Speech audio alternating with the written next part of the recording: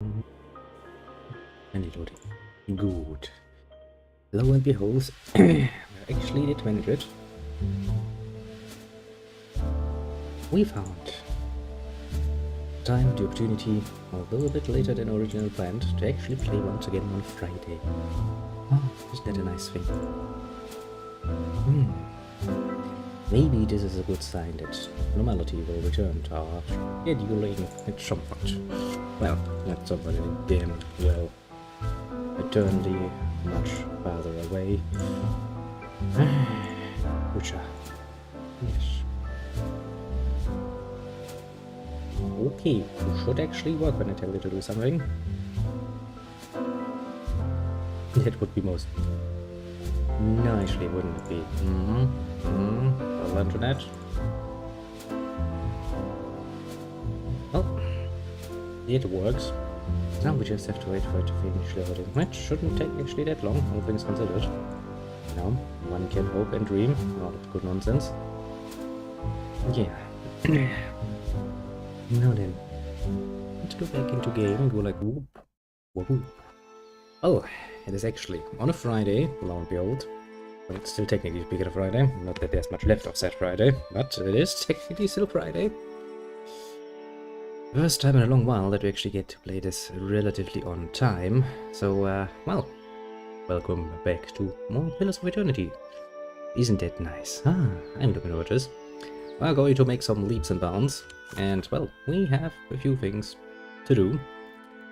And technically speaking, yeah, I don't like to hear myself. Thank you, game, but I know what I sound like. Thanks, game.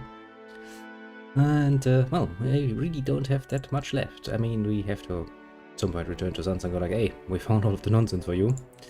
This is the one, Becana's folly, that we have been trying to do since, like, forever, so, you know. Took a while, but yeah, we'll go there now. And, well, we also have this companion quest still open, so going back to Azura is basically the idea. And, well, after that, we only have this quest left, but since we will be in Nekajoka, might actually be a good opportunity to take a look around.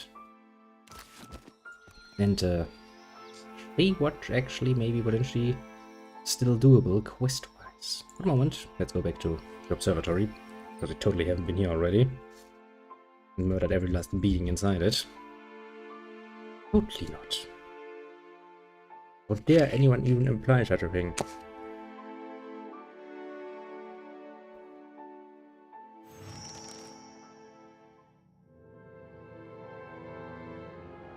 Now then, hello again.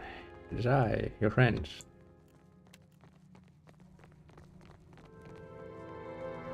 Da-di-da-di-da. Don't really think we can find anything else though.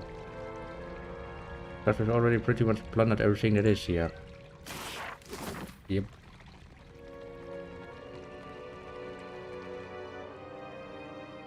Pretty sure we actually did get everything. But you know, it never hurts to double check.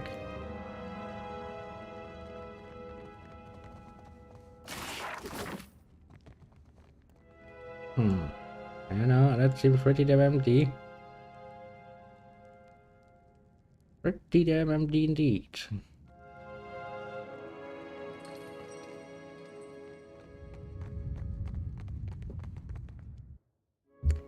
We go again and see what is going on. I mean, we knew what was going on. Gonzalo was here. We murdered him. Put him back in a pocket, and now we have given him a big, giant, rising tentacle body to play around with. He's totally not going to come back to bite us in the ass or anything. Assuredly not.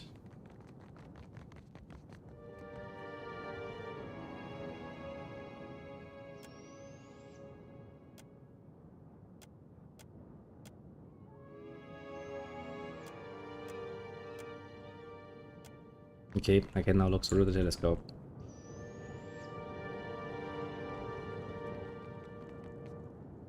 Into the coordinates for the Huntress Legend constellation. The last time I was in place, you hear the sound of the domed gears beginning to turn. Low vibration, building under your feet.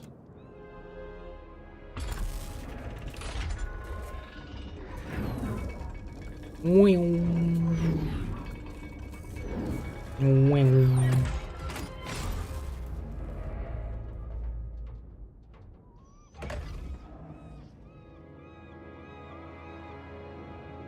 I mean, it has opened up.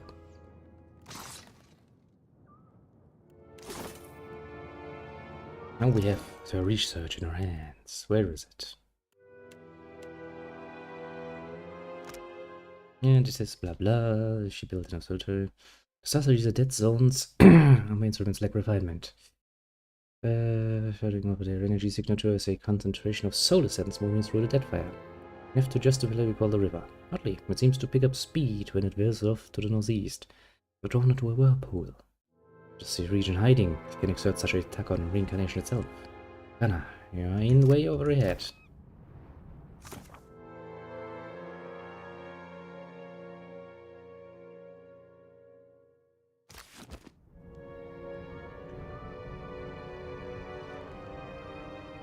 Well, I did it now, so what am I supposed to be doing now?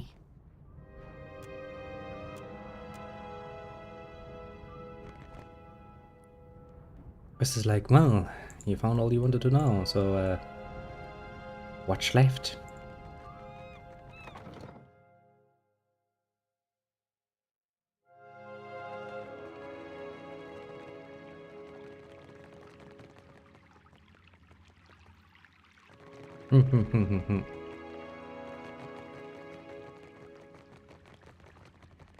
Why not?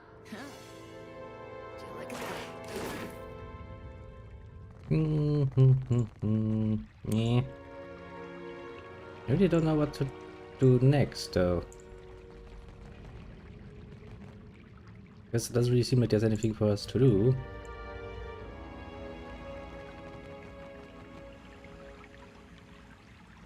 Do I actually have to look this quest up? I guess I will have to look this quest up, because, well, I have no idea how to actually do this.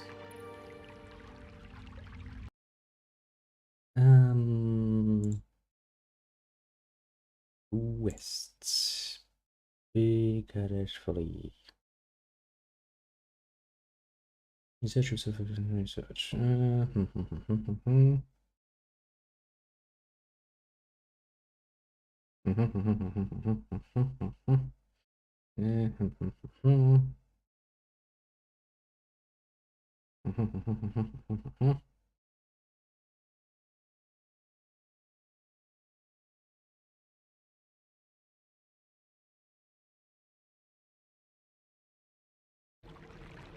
Well, I guess the only really ring we can do now, since we have this in inventory, is go back to Alchemy and go like, here, we have stuff. No. Zodiacos. Which sits pretty damn well with me anyway, because we need to return to Nick Joker anyway. That's basically the last thing we can do. You can also use the opportunity to take a bit of a nice little look around through the nice lands of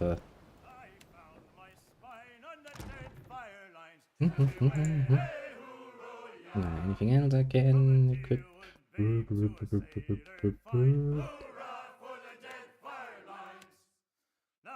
Doesn't really seem like it. Make it darker. Shouldn't be that long of a journey, luckily enough.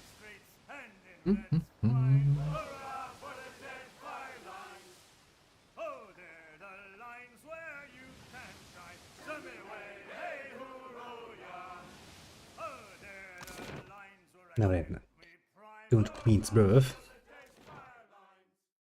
See what's going on there. Basically talk to the people. Important people. Get some shit done.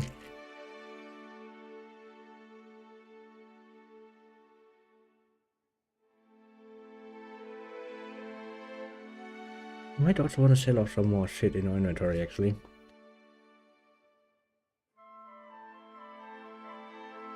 Now that I think about it, it might actually be a good idea, because our inventory is pretty damn loaded again.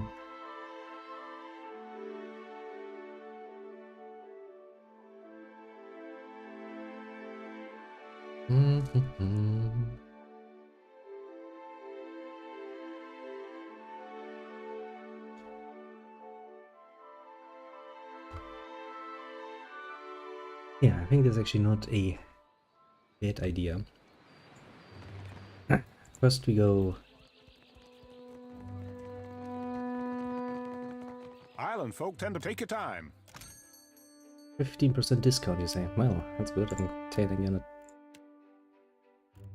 randomly start selling you some shit then.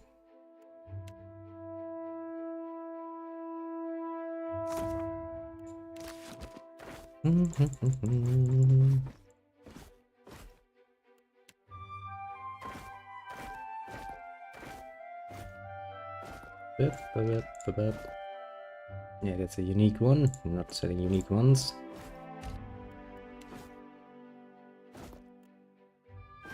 Not that much of a monster, just yet. Also not that bloody... well, I mean, no, we are that bloody rich, to be completely fair and honest.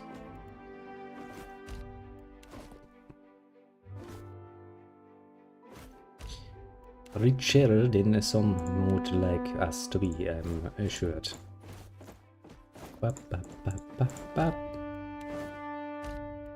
Hint of gold ropes. Yeah, let's never ask where we got those. Probably better for you now. The common folk at the market don't know where half of the stuff comes from.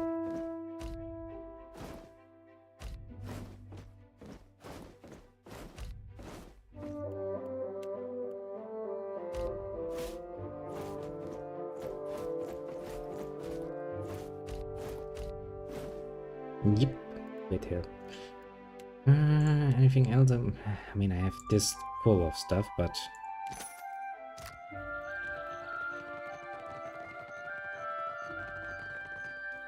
okay, let's... Behold, Aethys is risen again. He is... yeah, he's glorious. Of course he is. It's what you're gonna say, unless, you know, you meet him in person and he crushes you because he can't see you from all the way up there. And you're going to probably think about it different. Welcome. How might I assist you? I got everything I need. I've always wondered what was over there. I made a list. Fire giants, giant fire ants, fire snakes wasn't on there. Wait. This means you've done it. You've really done it. Oh, I could kiss you. Don't. This is going to Just put both don't. our names in the history books. I am sure of it. Never fear. It's the unseen deeds that matter most. I'm nearly done putting everything together. Nice. Come back later and I'll give you the very first copy of the Explorer's Guide to the Dead Fire. Okay, can I just leave and come back? Just like in the Elden Ring. Just teleport away and come back and it's like, well, time has passed, everything is cool.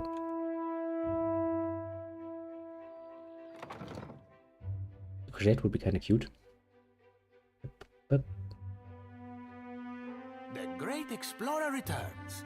Here, your very own copy of the book, as promised. How might I assist you? Certainly. let's see what you actually have in your inventory.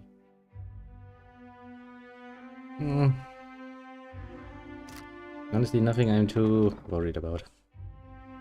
Okay, is there anything in Weensburg that I want to visit?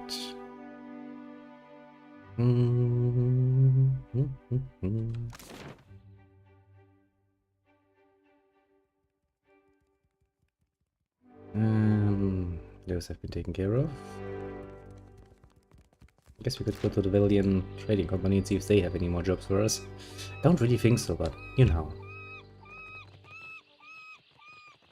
In matter of speaking, it doesn't hurt to ask. You know, I was just thinking of a way to help the little tribal that would also screw over the Valiant Trading Company. But you beat me to it. You're becoming quite the asset. Not that the company needs help eating itself from the inside. Guessing that you want to be my best friend, and that together we can do some real good in this region. Is that right? Sharp. I like that. Once you're coached up and guided in the right direction, I think you'll do very well indeed. Aha. I don't even know who this lady is, but she just randomly talks to me. If you have any inclination to aid the Huana as a whole, rather than save one pitiful village at a time, you could do worse than tour Imperial Command at the Brass Citadel. Pay us a visit, why don't you?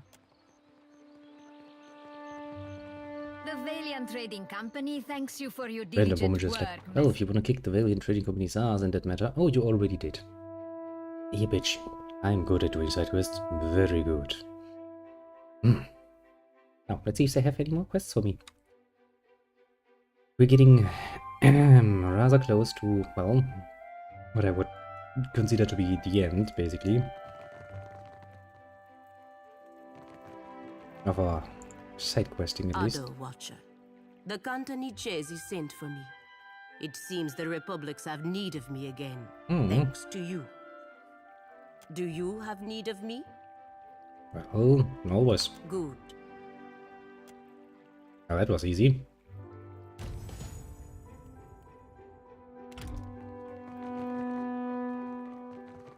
Ah, Pelagina. You! I hope you are pleased with yourself. Because of you, I've been stripped of my position. Oh. I've been with the company for years. I had my own office. Now I'm ruined. Well, there's work on my ship if you want it. What? You must be joking. You arrange for my dismissal from the company, then offer me work as a deckhand? Well, a little bit more fun than, you know, contract disputes. Promise you that much. Damn you, Watcher! But I accept. I will gather my things. Hey, that was actually a really nice... The contract, that is, you see... Welcome back. Gov. Well, that's nice. Hello, Bing. Glad to see you in one piece, Watcher. I heard you had an eventful trip to Hasongo. Well, amongst other things, I had an eventful trip among the whole of the Deadfire at this point. The truth is that much of this archipelago is still a mystery to us.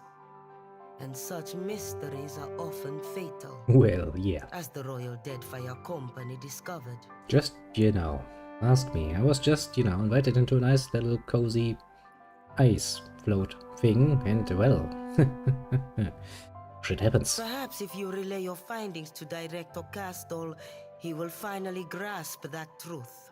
Please, go ahead. Questions. So what does he do here? Ha! What don't I do? Yeah, I know that feeling very well. I tend to the day-to-day business of the Valiant Trading Company. Our negotiations, contracts, and so on. The director takes a broader view of the business. You might call him our navigator. He directs the company's ambitions in the Deadfire. Oh, tell me a little about the Valiant Trading Company. Well, the Valiant Trading Company has been here in Nekataka for many decades now. Its main interest is in the mining of luminous Adra, Well, obviously. for which we have negotiated with numerous tribes for access to the Adra sites and, where possible, labor. Lazy cunts can't even do their own mining, eh? The company also engages in more mundane lines of trade, of course. Ultimately, we are merchants. Promising indeed. Oh, any thoughts on any Manchi? A very broad question, no? But I suppose you mean to ask if I approve. It is simple science. I was never of a scholarly disposition, but I recognize that animancy can be nearly as useful as a good caster. Ooh. Ha! Oop. The director Misclick. takes a broader... Very well. Actually interesting. She has a rather neutral, I guess, proposition. Also, in case you're wondering, I have a new set of armor. Doesn't it look snazzy? Very snazzy, I'd say. But there too, he has a nice new shield. Hitting with his sword, I was like, it's an ice shield. He has a nice sword. Ah, yeah. Seems fitting enough, if you ask me.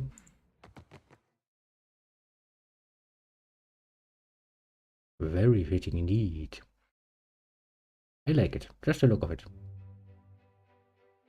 And since it's a legendary item, and that is bound to him, it's actually gonna get better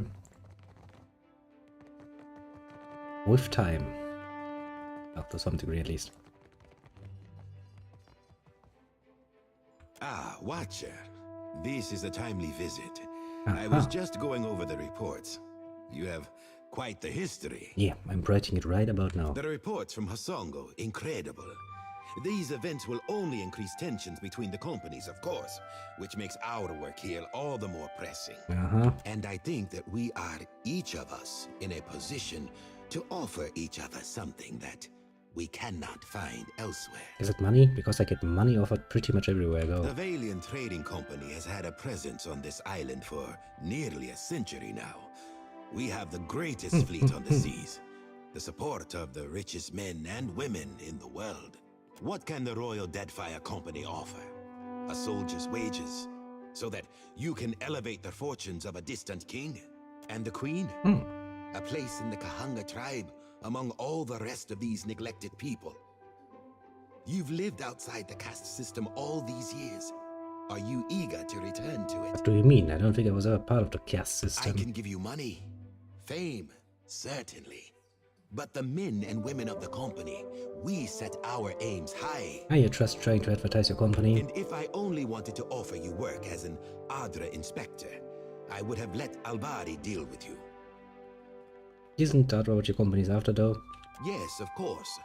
But consider the luminous Adra is only valuable because of what it can offer those who consume it. The Valiant Trading Company has maintained an outpost here in Nekataka for nearly a century now. It was only 2 years ago that we discovered the effects of luminous Adra with the aid of our animancers and several watchers. Ooh, we had more watchers around. That's interesting. Flaune Alette has continued to study the potential of luminous Adra in all manner of advances. Why content ourselves to sell all this Adra as a luxury when we might use it to change the world? Well, because others have tried so before and they failed horribly. The Vivians failed. But of course you understand all of this. Alette sent word of your involvement in her latest experiment. A very dramatic first attempt, I hear. Though Alette has a tendency to gloss over details. But I want to hear it from you. How did it go? Well, if you ever want to drop by and visit Rimgrand, oh, you know where to go. Oh, it wouldn't work for me, I think, but I take your meaning. More dangerous than expected, Well, yes. yeah, that Frost Cunt is not really all that happy about seeing visitors to his realm. I hope Alette paid you well for your trouble. A small comfort, but you'll return from your adventure a little wealthier, at least. Adventure, sure. We are in the early days of Alette's research. Flawed as this outing was, there is promise there. Promise to what? Sending millions of people into their, death realm? This is only the start, you know. This guy is a bit suspicious. Of a new age of discovery. I don't trust him. But just imagine. Imagine if we could transport goods and people more quickly than any vessel or horse. Cure every kind of ailment. Sounds far too grand. Honestly, it's not gonna work. Cure disease altogether. We'll extend our lifespans by decades. Maybe even centuries one day. Oh boy, oh boy. This has all been the work of a single outpost. I want there to be a dozen outposts, 100. Animancers working together to better our lives. This is going to backfire spectacularly, isn't it? Look at what we have left behind. Old Valia is a battlefield at constant war with itself. But the republics have risen from that past. We can rise farther still. I have some doubts about this. And in doing so, we will raise all of Aora with us. Lofty goals. Yes, but achievable. So you say. I may not live to see it, but I will see the groundwork done. But I've said enough. Too much, I think. There will be more experiments to come. Until then, I have a more grounded task I need assistance with. Nothing that should put your spirit in any danger. So next is my body that's gonna be in danger, eh? Nekataka sees its share of smuggling. I doubt that would surprise anyone. But we've learned of a particular exchange that will have more dire effects than a few spoiled Hawana peasants. There is a Royal Deadfire Company official by the name of Quarno who has been meeting in secret with one of the Principi. I do not believe he works with the approval of his masters. He meets with a Captain Tola, a known pirate and smuggler. I hope I don't have to tell you that an alliance between a crooked royal official and the Principi is not the kind of trouble any of us need. Oh, so you say. Honestly, it sounds like we can just let it play out. They're gonna self-destruct anyway. I have a woman, Britza, waiting in the luminous bathhouse in Periki's overlook. The smugglers do business there, and she has kept an eye on things. I promise to send assistance. Find her, and she will tell you what she knows. I had some questions. Of course. Best to go in prepared. Yes, so why help the Royal Deadfire Company? The discipline of the royal officers isn't really what any of this is about. I'm more concerned about the pirates. In this particular case, the companies share an enemy. Okay, so can you tell me more about that person? A fine Valiant woman. Steady temperament, good sense. The bathhouse sees an enormous number of patrons every day. It is a useful place to have a set of eyes and ears on hand. Well, yeah, I guess the bathhouse would be a nice place of communication. Make it communication, eh? I guess it can work. So, anything else I need to know about those smugglers? Only that Tola is a captain of middling repute and some small ambition. I expect she feels that a partnership with Quarno will give her an edge. Sure. Ritza will know more. I'll do it. I'll do it. Meeting you has been a stroke of luck, Watcher. I'll await your report. Well, I guess it's not really hurting us to get into the good graces of everyone, basically. We're gonna play them all like a bloody freaking fiddle and then Watcher, win. I'm still not... What can I do for you today, Watcher? Yeah, nothing. You're that woman who has been talking nonsense for quite a long while. I remember you. Well, another side quest we have picked up. See, that's why it's good to take another turn around Nikitaka. Just full of, well, things. And it's kind of our job to find them all, or well, as many as we can, and get as much experience as we can. And not that there's much usually in it, because we are max level anyway. But that's technically not true for all of our companions, so there's that. That would indeed be something to consider. Now then, where else? I guess there's technically speaking nothing else here, so time to go into the next area. Before we go to the Watershed Guild, we need to pick up that other Watershed guy we have in our team. He's the recommended companion for that. And if we go to the Brass Citadel, we also need to meet with that captain guy, so in order to that we should have Maya with us. Yes, we have the Gullet.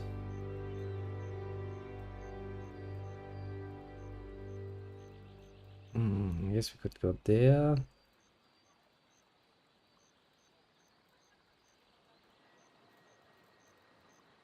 There really isn't that much to this. Silver's Row and there's Darius Lair in the Gullet. That is interesting. Everything else is kinda meh, basically. If those two don't have any quests for us, we're done with that. Then we go to the Sacred Stairs. And I mean, we could talk to the Queen again and see what she has to say. Damn it. That was the Undercroft. Where Captain Moy Rise. Also, in the dark corners an assassin, which we can hire to murder people. Just that I don't think we have any targets left. Practically speaking, that we could have him assassinate. I'm pretty sure I killed pretty much everyone I had any reason to do so, basically. All of our goals achieved. Now we go to Perry's Overlook. We can also talk to Akamaya about his quest.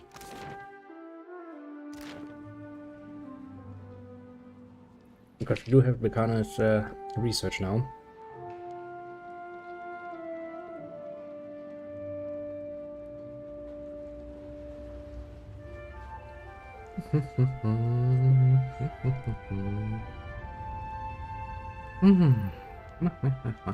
Relaxing, isn't it?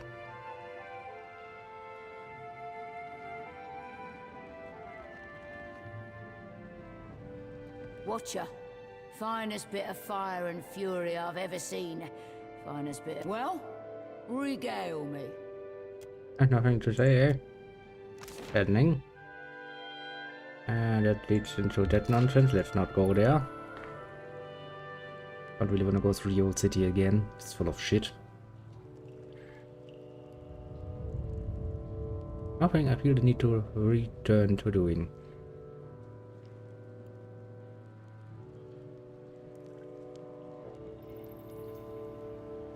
Light snooze.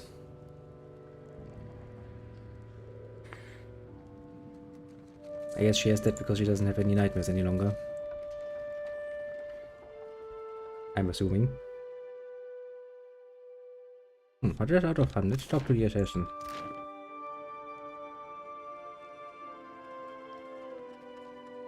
Stevie has someone he can assassinate.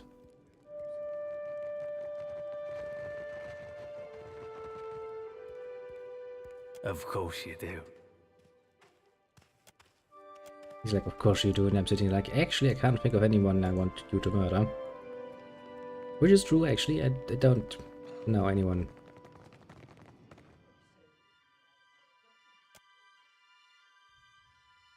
Go to Toreros then, and no, I don't think there's actually much else in the gullet, or is there? Anyone in the gullet I want to talk to? What do you require? Not gonna give him any money. Why would the why the fuck would I?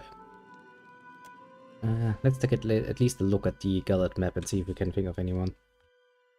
And like I said, that priest lady we could talk to, and the leader of the Oparu, I guess. We really do want to be careful about it.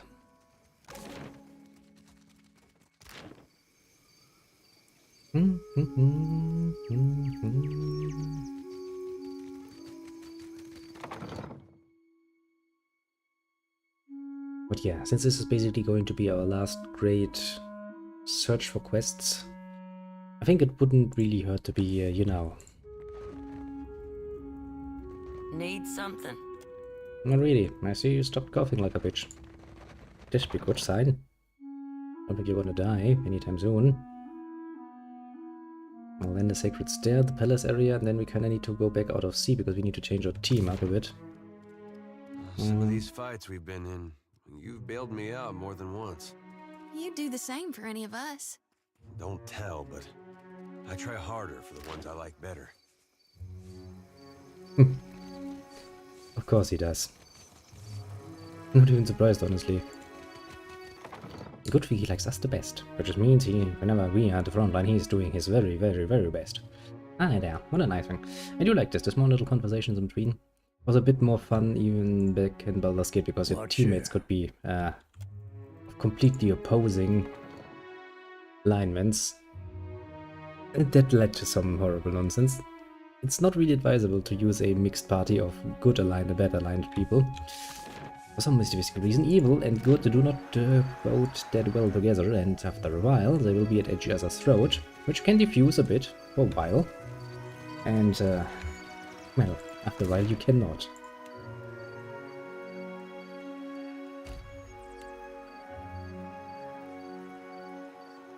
And then they will kill each other. Which is, you know, pretty damn funny, because that's precisely what should happen, but rarely do games go that far, actually.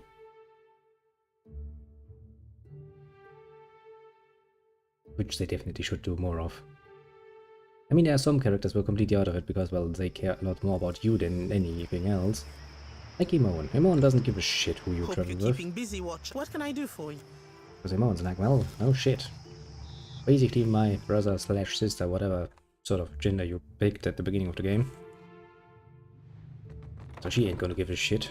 Like, well, you travel with the most evilest fucks I've ever met. Well, no, you're still a good person at heart. Something like that. She justifies it in one way or another to herself, at least. But the others are not so forgiving.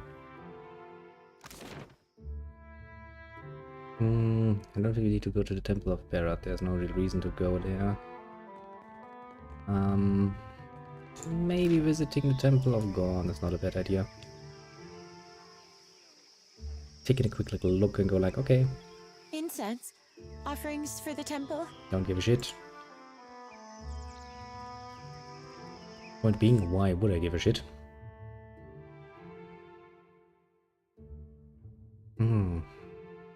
Yeah, palace area's next. I've never seen a temple like this. The morning counts take care. The morning council wouldn't approve. Yeah, but Rulu is really a shit. Hungry? Come on up. Don't be shy.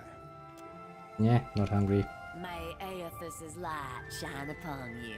It is the light that has led you here. Aha. Light has a sixth sense of humor then. Quite the sixth sense of humor, actually. Ba, ba, ba, ba, ba.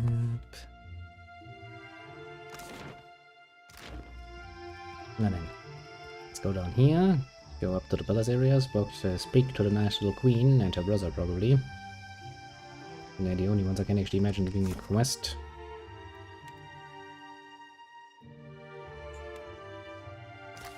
It's recommended to take Pelagina with us, eh? Upgrade rooftop. Yeah, let's go directly to the rooftop because that's where the queen should be, if she hasn't moved ever since then. Which she might, you know. Would never know. Maybe she decided that she needs a little, yeah, I don't know, a toilet break or something.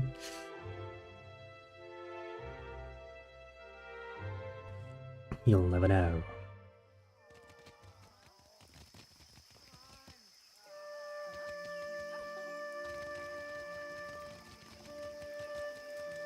What say, burglar?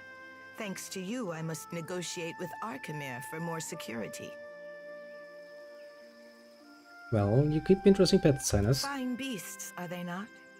Gifts from the Wapua, a tribe of proud animal trainers. I named them Kohopa and Tangaloa, which makes the priests very unhappy. Aruihi thinks I should feed my enemies to them alive and screaming. Ikira, I have given it thought. Well, so why do we put up with the trading companies? Because we are the shrub in the shadow of an old growth. Aha. Even the gods may protest, but this city blooms from the wealth of foreigners. Well, yeah, money does make the world move. Aruihi would have me force them back to their ships. I say it is better to feed my allies under a single roof. Well, tell me about Nekataka. Nekataka is older than our memory. We found the great city in ruins, and the Kahanga have spent generations replacing every cracked stone. Seems like a fucking annoying thing. Can't you just try to do some improvements? So who built it? The Huana, of course. The mark of our ancestors runs deep. Walls and districts are not how we would build a city today. But this place has echoes of the past. Yeah, pretty damn practically. And our future, I say, if we can but reach to grasp it. Just one city, but the trading companies are both represented here. The Valians were very forthright in their desire to carve out a permanent outpost, I say. When cannon shot echoed across the seas, the Crown opened negotiations with Rawatai's armada. A healthier alternative to war. That kinda really depends, doesn't it? My brother thinks I am too lenient with our visitors. I say I will accept even this uneasy balance. First, a question of my own. Sure. This city is not how the tribes would live. Walls stand between neighbors, and the beach is too far to walk comfortably. There are angles of this city I cannot see from my garden. What place has Nekataka in the great pattern of the dead fire? Well, I've seen what lies at the bottom. It really isn't pretty, Highness. Bottoms seldom are, I say. That depends, since bottoms can also mean as that reference. So rear side, maybe that's a more pleasant view. Who knows? Akira, my thanks for your perspective. I say you give me much to consider. Yeah, just think about the very, very rotten foundation the city is built upon, because those are really damn rotten. Also undead, but more rotten than everything else.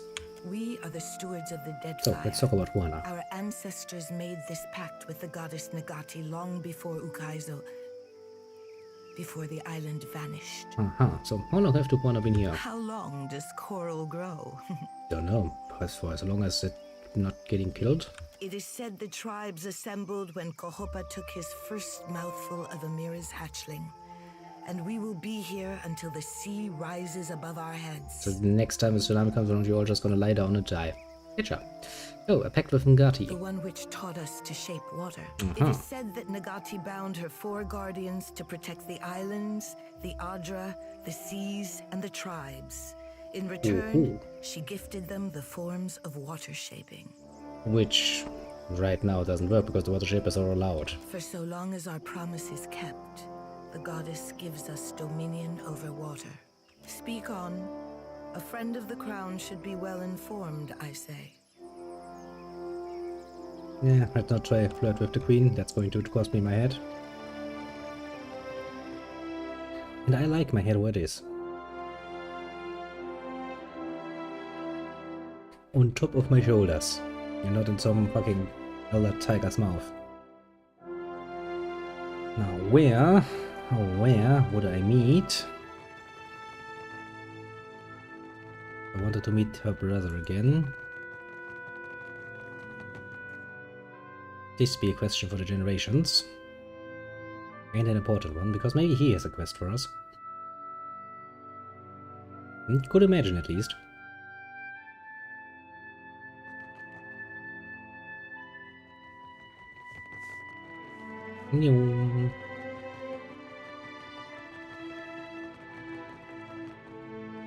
What say?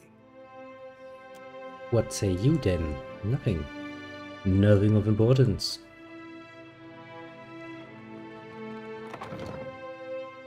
Okay, that leaves that. Now where are the most... I guess we can go to the Brass Citadel first, because Maya's quest is progressed the most, I suppose. I guess technically speaking, we're getting closer to its end.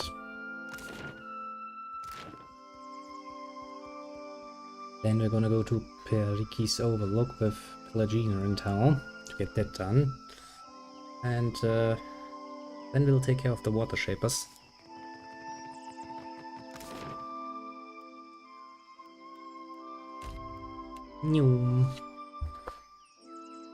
So the idea goes.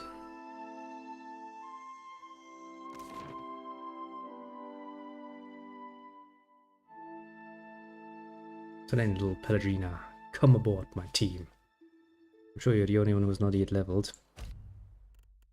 You gotta be dismissed. Pelagina. That got that.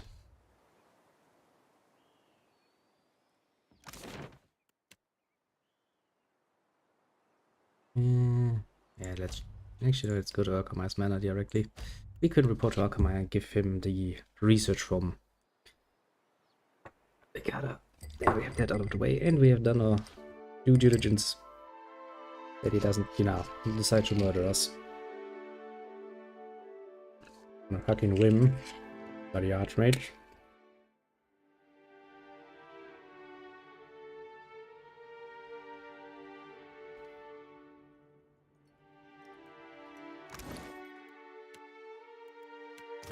Game, come on.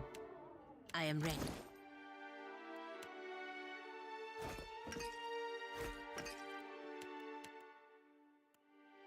You're really not equipped with anything, eh? Poor woman.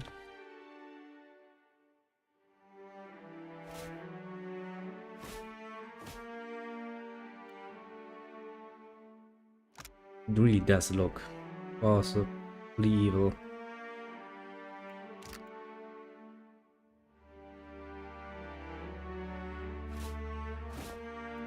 Again, let's give her normal the moment. A fine prize to at once. I don't really have any reason to give her anything else for the moment, at least. If you require directions to Bacana's observatory, look to your sextant. Bacana, well, I found this old almanac in an orrery. Looks familiar. You did you? That does rather defeat the purpose of absolution.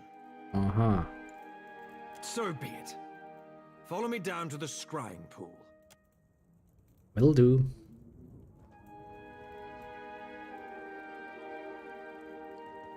But for some mystical reason, we already know where that is. But not because we rubbed your house blind or anything. Of course not. We would never do something so uncouth. Or would we?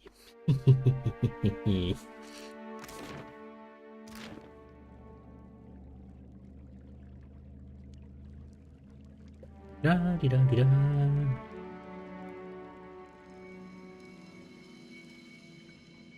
Nyum.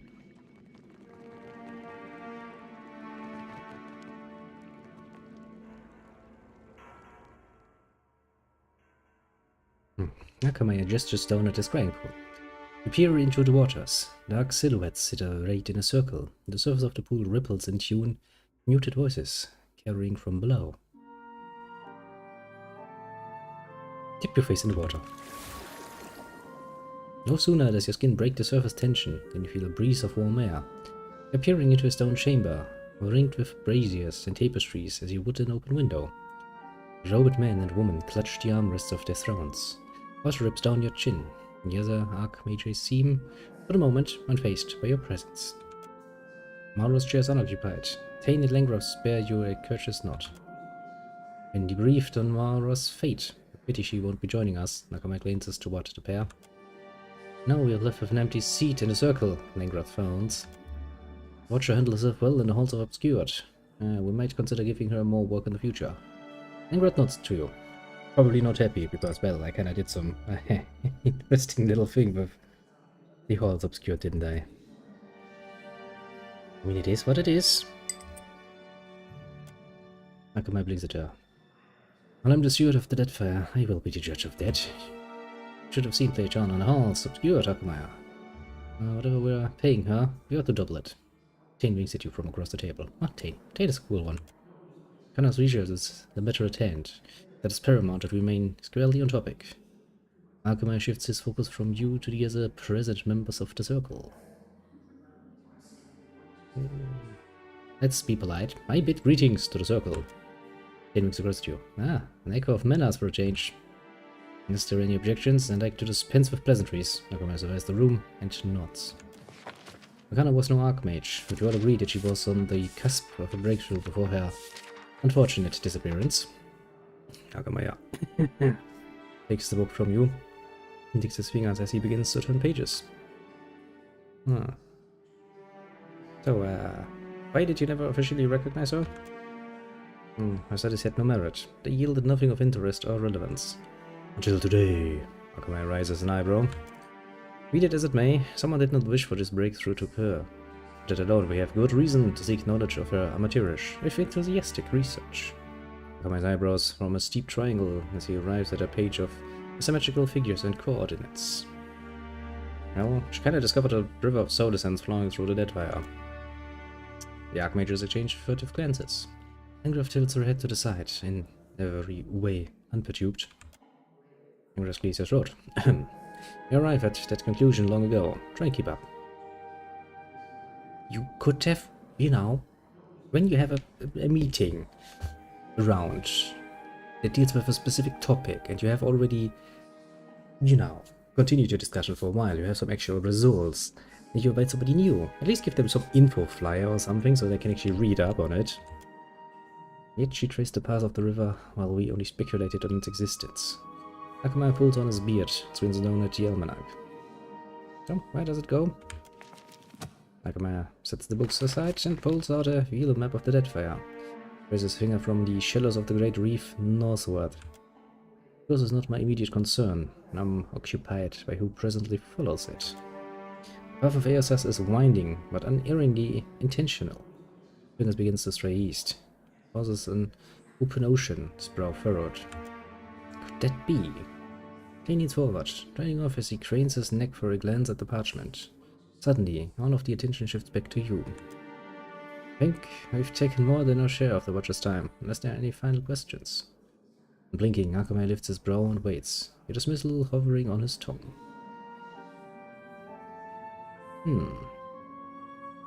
So, why was Gonzalo so interested in this? Keeping secrets from us, old man, this is the first I'm hearing of it. Minoletta rests her chin on her fist and fixes Akamaya with a severe glare. It wasn't of immediate pertinence, since Gonzalo has been dispatched yet again, esteemed mistress of missiles. Akamaya favors Minoletta with a stiff bow. Your flattery has gone stale. But rest the Watcher. I imagine that Gonzalo wished to sustain his wicked existence on a bond of essence. Try to put a stop to that. Minoletta nods, helping me with the smile that she denied Akamaya. Oh, the mistress of missiles does like me, apparently. I do like to use her spells, though, so you know. It's kinda going both ways. Wait, do I not get to hear the rest? Dear member of the circle, I hope you don't think we would divulge our secrets to a mere mercenary. Akamaya's gaze hardens and a self-congratulatory smile cleaves his face. I'm not entitled to everything I own, burglar. Okay, can I join the circle? You, not us. After robbing my manor, showed you the decency to spare your life. Akamaya turns to you, his expression pale and affronted. Around the table of Archmagi, someone shoves A sip of wine. Certainly not. Will there be anything further? Everything's at the back. What is it? May take in the other members of the circle. Responses are myriad. Some shake their heads, others shrug, and others still lean back in their chairs and wait to see how it plays out. But I remain silent on the matter. Who wish to invite you into our confidence, you would surely know of it. Well, nothing further then, you Archmage cunts. Yeah, baubles for your service. Not that you deserve them, but that your debt repaid with interest. Akamai turns back to the circle and pointedly ignores you. As you turn away from the scrying pool, you catch sight of Tane waving goodbye, beaming with delight as per usual.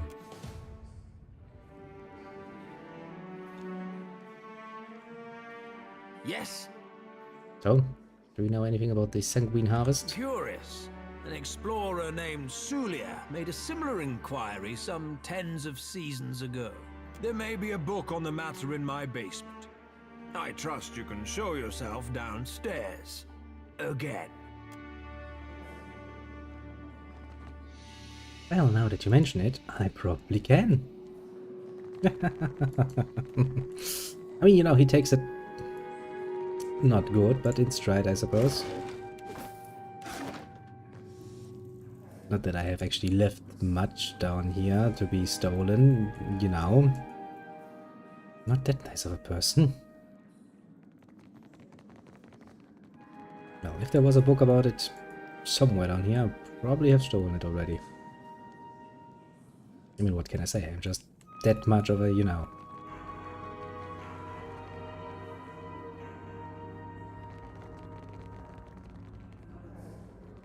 Perfectionist when it comes to my stealing. Burglary is an art. I'll have you know. Now then, into the bathing house we go. Since we have Pelagina with us, that should serve us well. Then we go back out, we get Maya, we go to the Brass Citadel. And then, well, depending a bit on what we have left in quest, we'll either take care immediately of the Water Shapers, or we don't.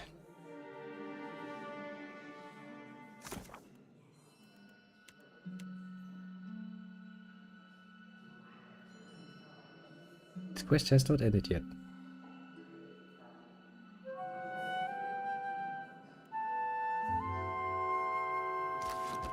That is strange. Because I'm pretty sure I ended it. We're giving the research over to Akamaya. I don't think I can end it any longer. The quest seems a bit buggy. Oh well.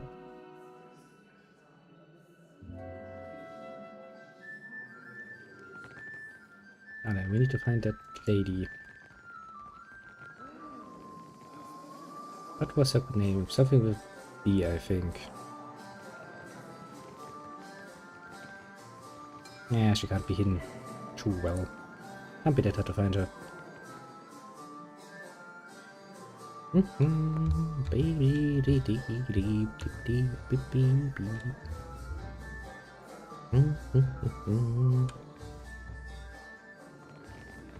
There she is. She's the cleaning lady. You and I, we have a mutual friend, do we not? Yes. I'm here to direct a Cashle's request. Good. You say that's good. A Royal Deadfire operative, Quarno, and his Principi associate, Tola, will meet tonight to discuss the details of a business arrangement. They have bought out the entire first floor for privacy's sake. Even Gunnar, their proprietor, will excuse himself. Only bathhouse attendants will be allowed to remain to ensure their comfort. You understand? Anything I should know about the Tola person? Tola is fond of drink, and her tongue flaps loosely when she has had too much of it. So what about Quano? He is a snake in the body of a man. Though he is supposedly the Royal Deadfire Company's man, he always seems to be working some deal on the side. So what do you need me to do? I will disguise you as a bathhouse attendant, so you might observe their meeting. With luck and some cunning, you may be able to discover the details of their special arrangement. You will not be able to take your gear, but do not worry. Should the situation get out of hand, there will be a stash of weapons hidden in one of the changing booths. But I am sure it will not come to that. Okay, you can't do this yourself? I have had dealings with Tolar in the past, and I am certain she will recognize me. Okay. Hence why I have requested assistance from Director Castle, though it pains me to do so. So, do I have to be unarmed? He will not believe you an attendant if you carry a blade. But do not fear. I would not throw you to the wolves. Remember, should you have need of them, there is a stash of weapons in one of the changing booths. Prepare quickly. It's safe, because that sounds like a pain in the ass Are you quest. ready, Amica? Time is short. Sure. Gelarde. Then you will take your disguise. Take this rice wine as well. Perhaps you will find use of it, eh? Yeah, sure. Now then. I have been disarmed. I already don't like this.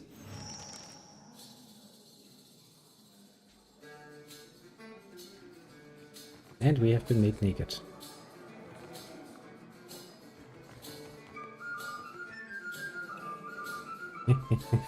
Go into the water.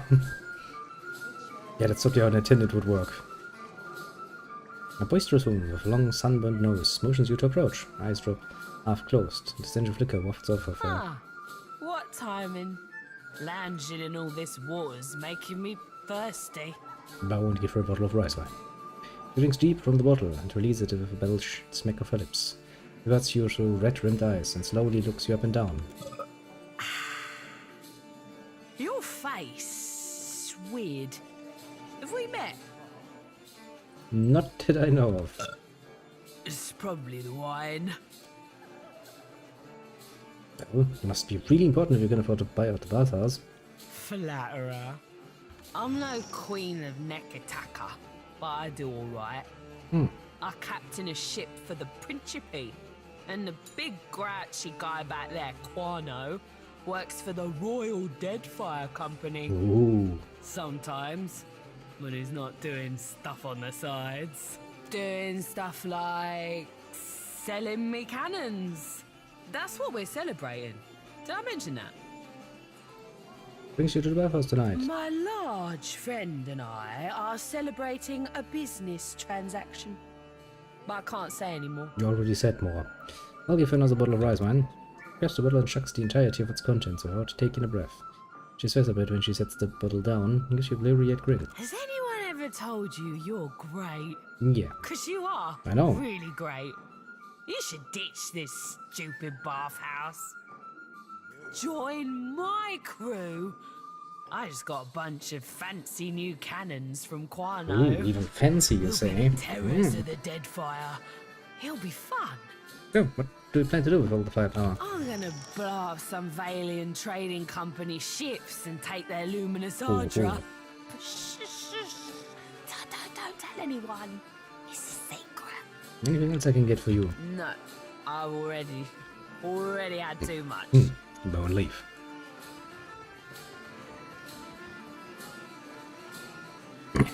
That worked surprisingly well, considering that we most definitively did not look much like an attendant. Also, why would the attendants be naked? Okay, lady, can I get my equipment back now? Report to Director Castle once you've learned. Did you just completely unequip everyone and put their stuff in here? You can. Where the fuck is my equipment landed?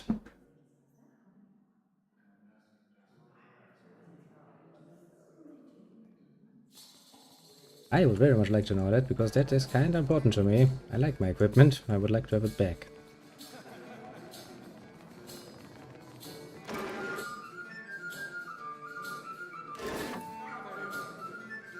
That is not my equipment. If I step out, would I get my equipment back? Where is it? Dirty laundry. Report to the director. Okay, so if I go out, everything back to normal? Please tell me I don't have to manually re-equip everyone.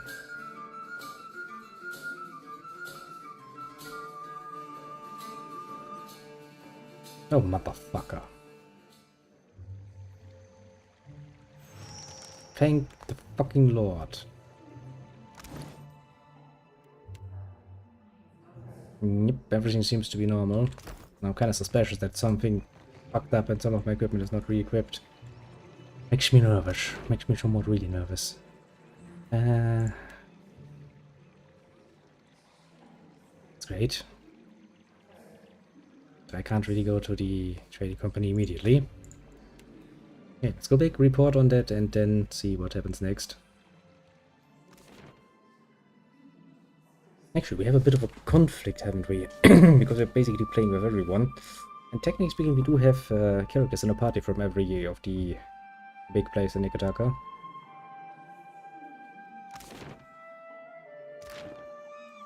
Seems to me that's going to end up as a bit of a conflict of interest, isn't it? Because I don't think Maya would be too happy to work against the Royal Deadfire Company. Pretty much as much as Pelagina will not be happy if we work against the Valiant Trading Company. It's just gonna be a pain in the ass. Is it because it's still night?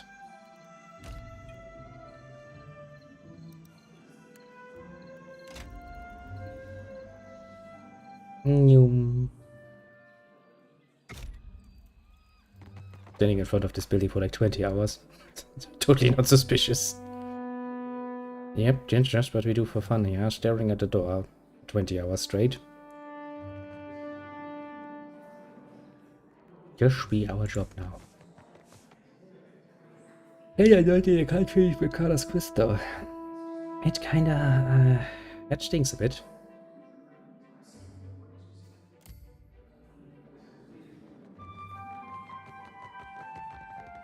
Do you suppose a Hasongo was a kind of vengeance for Rawatai's assistance with the God Hammer?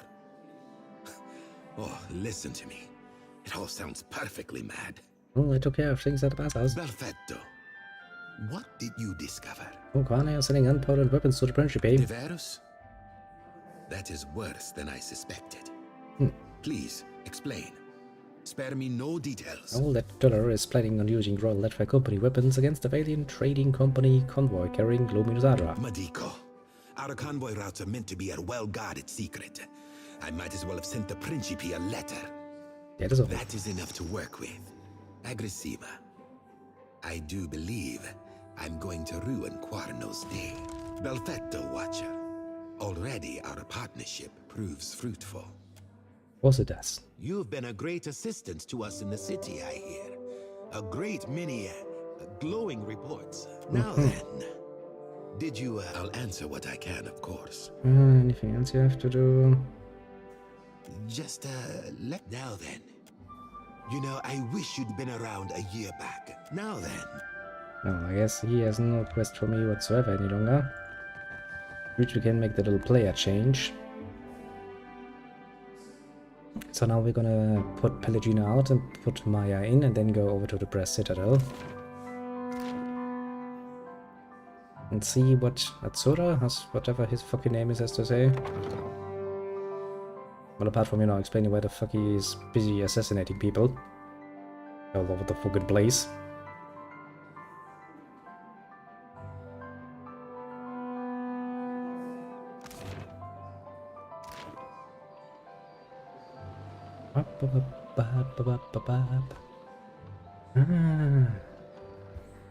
We really do have not that much in the side quest area left, I'd say.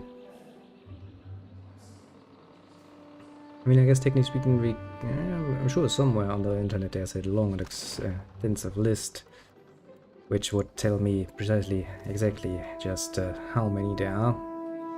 But that's kind of too much of a cheap move, isn't it? It's all about exploring yourself, and if you can't find something, then, well, so be it, basically.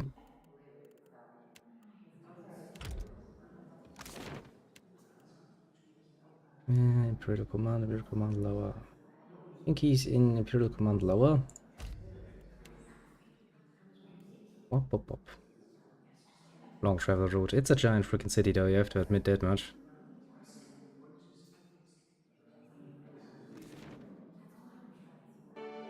Well, we're gonna find out, hopefully, what the fuck is going on. There's a new sending for the gun hawks. I saw one shoot once. Hit a lurch shark in the eye from 200 feet. I must thank you most humbly for your help. You've rendered Okaya and all of us a great service. Well, Langwithian ruins and soul devices are something of a hobby of mine. A rare speciality, and an extremely valuable one. But I called you here to discuss another matter. A great injustice plagues the archipelago, and we have an opportunity to end it. A thriving slave trade disrupts the Deadfire. I've determined that it's being run from the island known as Crookspur. What's the Royal Advice Company interest in slavers? Getting rid of them. Slavers sow chaos wherever they ply their unsavory business. They uproot communities, disrupt trade, and attract the vilest criminals. Unfortunately, they've been allowed to operate here for years. What do you mean by allowed? Why, if the Juana had marshaled their forces, the slaver problem never would have reached this extent. That it has is a failure we must lay at the feet of the Kahanga royals. Well, they should have stopped this, to be fair. 2,000 years ago, our people began the conquest of Rawatai. The land was new to us, but we overcame them. And we were not content to huddle in cliff caves and subsist. Well, we already had this talk, so where the fuck are you going with this? And the Principe will tear Deadfire. So we shall ensure that the slavers do not return by stationing one of our most elite fleets at Crookspur. If you had those ships, why didn't you send them against Crookspur yourself? And give the Valians and the Juana cause to... In any case, our attentions are now focused on Sayuka for now. I'm sure the Hazanui will summon you when the time is right. Oh, that sounds pleasant. But Maya has business with you. Indeed. I hope we return victorious. It's done in any case. I'll leave you to decide what victory means. So, care to explain what you've been up to? Maya has been assisting with plans to work toward peace in some of the more tumultuous parts of Deadfire. By assassinating people. A noisy kind of peace, but it's all we're likely to get. Then we must take what we can. I'm certain Harama would agree. He's well, after all, thanks to your decisive action. Twaha reports success and sends her thanks for your swift intervention.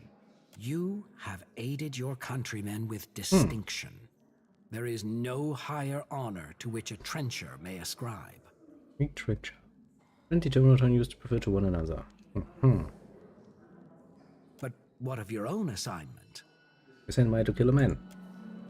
For a most noble cause, I assure you. You better make this good then. You've always been self-sufficient and resolute in purpose, Maya. It surprises me that you should discuss your orders so freely. Cargo shifts on long journeys no matter how tightly you tie it down, sir. At ease. When it comes down to it, I know you will always do what must be done. Yeah, but we would really like to know why the fuck she even has to do it in the first place. Rawatai values your service, as do I. And I can think of no better reward for the rough country's finest sharpshooter than a piece such as this. Will you give her a gun? Oh boy. I won't keep you. I know you both have plenty of business to attend to. That was not really pleasant. I guess we could try to talk with them again. And the only other thing we could do is go back to Arcana's fucking thing and try it again. Pain in the ass.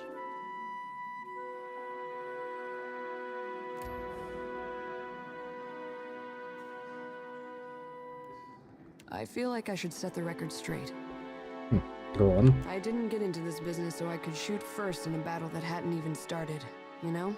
I can make a case that my work was justified, but gods. Assassination is a big step in an uncertain direction. You don't say. We're shooting at people with dangerous ideas. and assuming the ideas will die with them.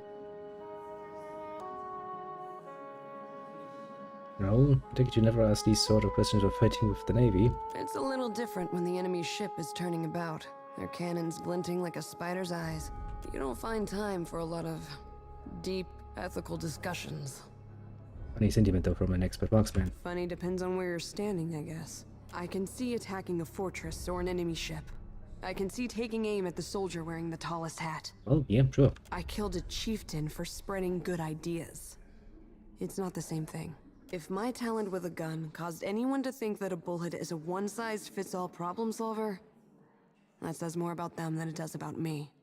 You sound ambivalent. Yashiz is a good listener, but he's too dumb to offer much perspective.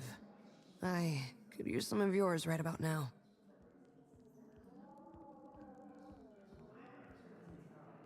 Well, I'm kind of concerned that assassination sets the wrong precedent, to be very fair and You're honest. saying maybe this isn't a memory we want to take home? You could be right. If we let this sort of thing spin out of control, it won't do us any good in the long run. If we go Atsura's way, we had better be sure that killing the right people makes a difference. Damn sure. And if we fall back on what we know, cannons, sieges, occupation, we'd better commit to fighting a moving target. We won't succeed if we don't understand the tribes. And something tells me that we aren't there yet. But I should embrace this test of its worth. You sound like the propaganda from back home. I've got some answers. You have no answers.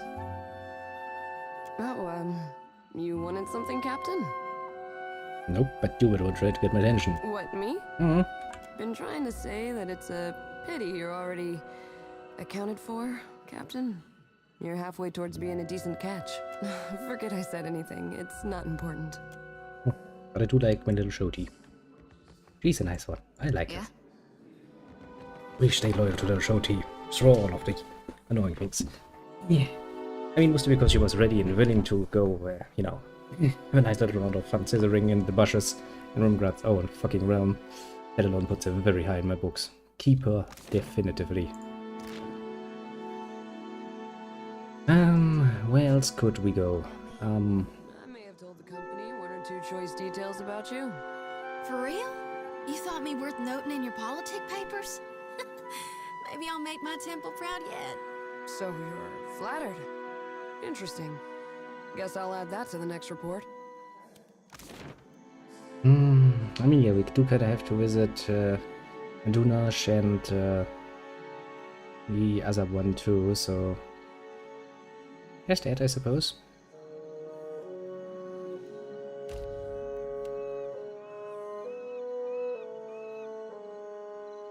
We don't really have much of an option if we're really looking for quests. Those are the only real parties I can imagine. The Principe, the old ones, and the new ones.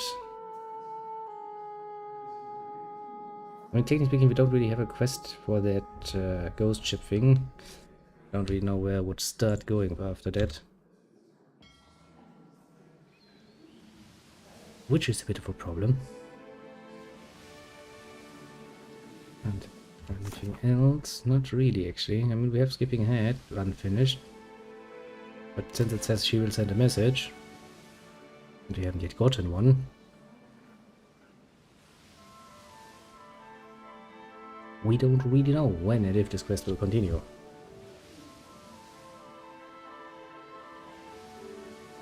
Maybe after our next meeting with Eosas, technically speaking.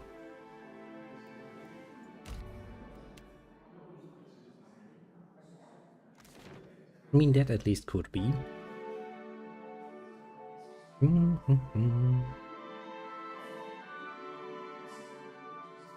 Could be not. We don't know.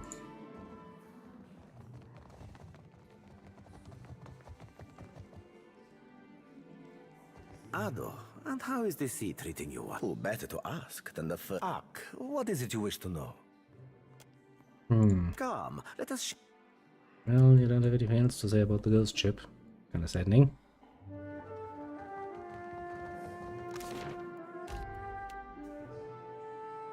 Then we can talk with the other lady. And then I guess we can do one more sail over to Bekana's little fucking thing.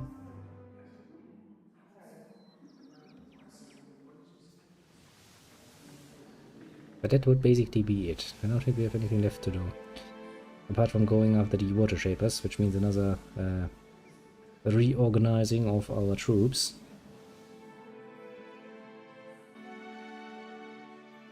Because then we need that Jeharu or whatever his name is. The arrogant water shaper we have in our group. Yeah. That's far more fitting descriptor, I would say. Because he kind of, you know, is just dead. Not much else, actually. Are you ready to meet our... Right this... Yeah, just lead me there. Make it short. The game didn't really like this.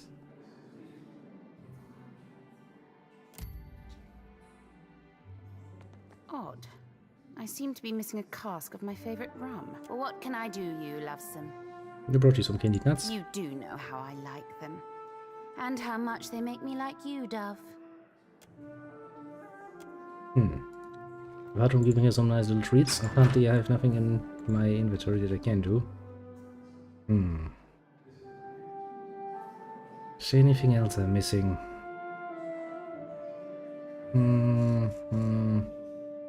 It doesn't really feel like it. I think we have pretty much all we, well, can. You know, I don't really think there is. Which is all good and dandy, or snazzy. Yes, very much so. I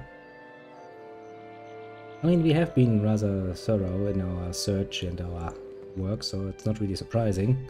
There isn't that much more around. I do think some quests will only really continue after we met with Eos. Again, we have a clear-cut goal where we need to go.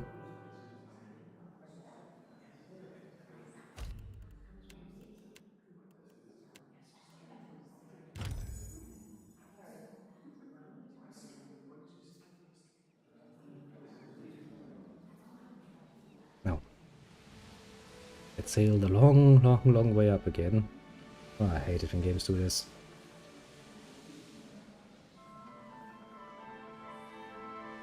Because the quest should be fucking finished, because we did all of the things, but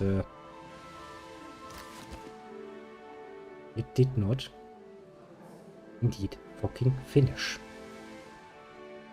Such a pain. So I don't think I can actually re-find her research, because, well, we found her research and we gave it to Alchemire, which is the obvious thing to do. But the quest didn't actually load.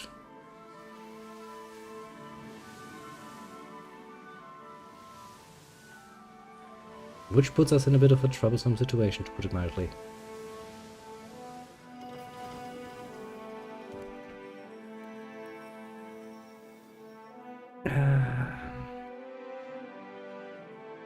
I mean, there could be worse things than having a not finished quest in my inventory, mind you, but it is pretty fucking annoying.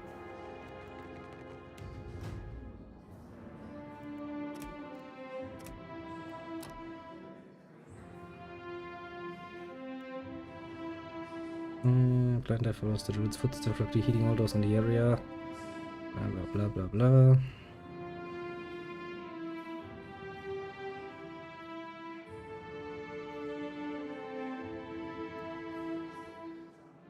Tornado.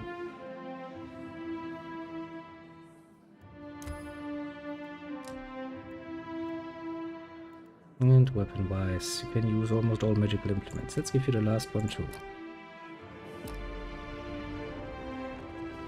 Because it seems like we really have not much of an option apart from taking care of water shapers now.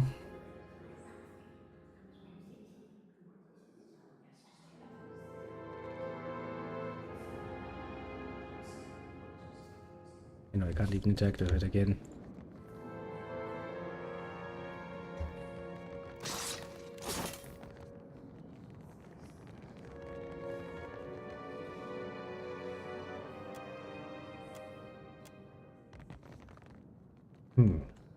That's saddening and annoying, but that's just how it's gonna be, I suppose. We kinda screwed up the order of the quest, I suppose, by being here beforehand.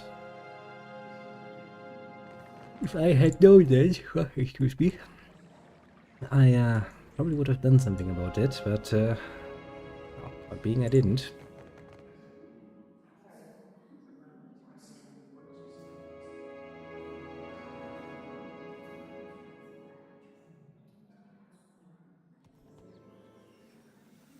Tishby, too sad, too bad, but that's just how it is, I suppose.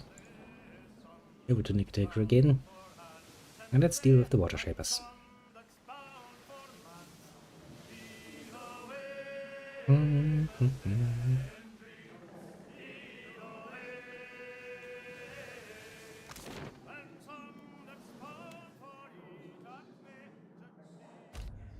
Actually, no, let's go to Organized Manor because it's closer. Ishby shortcut.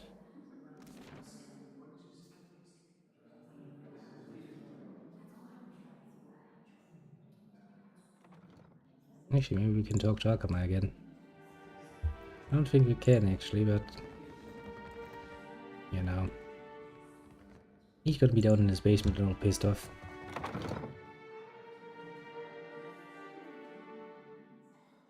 Typical Akama. Pain in the ass, and nothing else.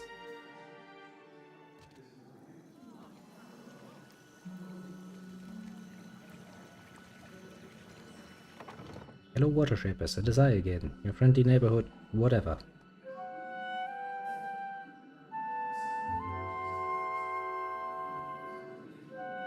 I do like that the fucking...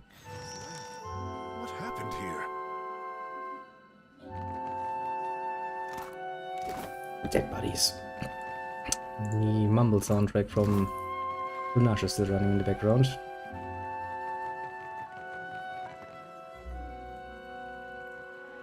Many a dead water shaper.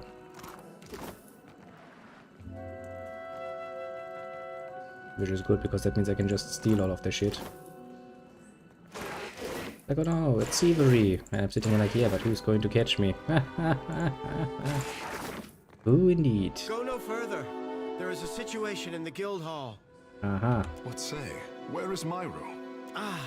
For what did Nagati send you but to lend your strength? All is under control, I say. But the building is closed until Myro cleans up the mess below. You call this under control? I just waded through a pool of blood. Ikira. Naga blood. Naga swam in from the waterways of our sanctum. We pressed back until they fled underground. Then Myro gathered her forces for a stand at Pariki's tomb. I am to guard the staircase while she routs the last of them. Ikira, but Myro is fierce for her years. Snakes could not have caused that tremor. Ikira, we felt the quakes even before the serpent showed up. Why are they attacking the guild? I do not know. With great purpose, they throw their bodies back to Rikuhu's bowels. I say this is personal. They strike with anger, not conviction. Why haven't you some help from the queen? We are water shapers. Onikaza knows we can walk over a few snakes. Myro, though, I say she would not turn down reinforcements. Oh, what's causing those tremors? Not snakes, I say. Yeah, no shit, Sherlock. I was asking if you knew something. Unless they brought a battering ram. I hope Myro leaves something for me, eh? I say you will have to run fast. She could cut through Naga like a harpoon through blubber. I will remain and dispatch any snakes who slither past you. Good hunting. Well then. Let's see then what the fuck is going on. I would like to know what causes these tremors. If the whole island's going to sink, I would like to know and evacuate. Because screw everybody else, the 120,000 people also living here. I would like to stay alive. Still have a date with a god.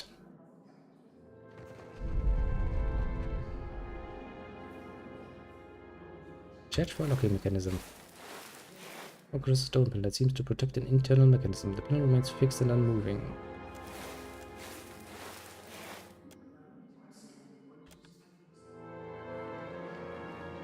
Okay, so we can't just open that. Hey.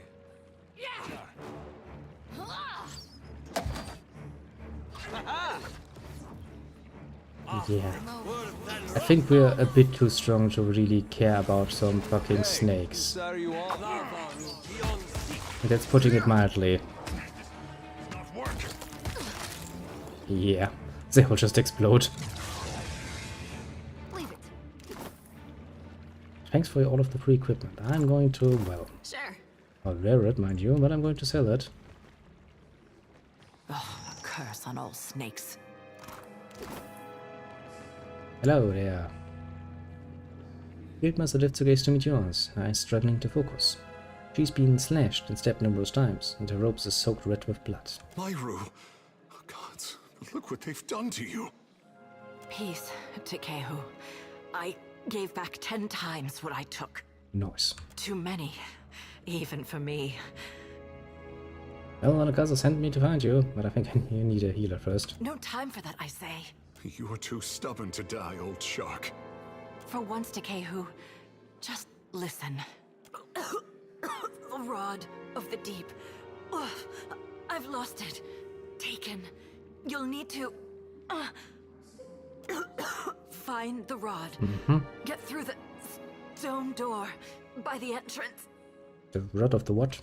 No time. Wards. Failing. Hurry, before it escapes. What? I haven't seen any wards. Pitied Isengati, Lady of Lament, as the pearl orb of the heavens. Myru? Myru? I think she's dead. Isengati. She's dead. Strange last words, though. The words of Pariki's devotion, I say. An old prayer to Ngati. It must have meant something to her. We still don't know why this is happening, though. Myru told us to seek a rod and a door. A vague plea, I say. But I would honor her last wish. No, that's good. There's nothing else we can do for her. Akira, the others will see to her once we've cleaned up the last of this mess.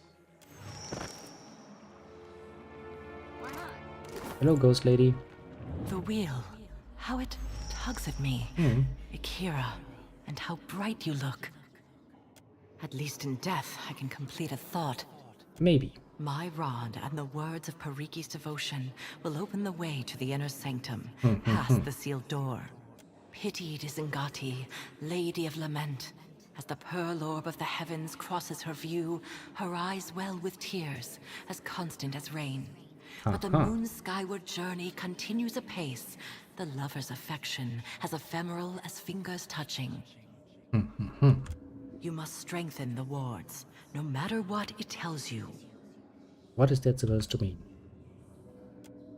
Reaches to touch Tekehu? Yeah, that's his name. Cheek, but of course, and drifts through skin. He shivers, touched by a passing breeze. Sure.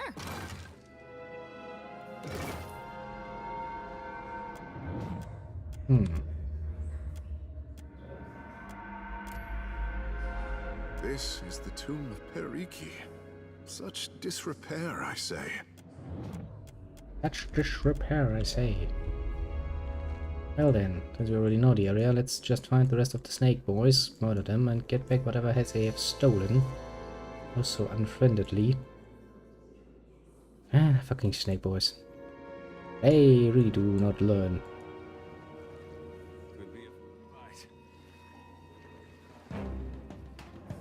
After him. Okay, let's put this up a bit. Meteor power. That wasn't that bad.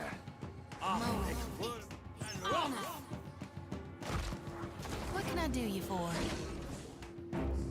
And what else do we have? You single-target spell. Nobody likes single-target spells. Not against all of these small fries.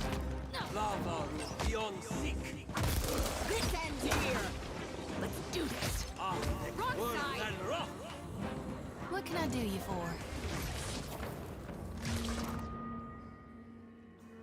Reptilian blood. Why not?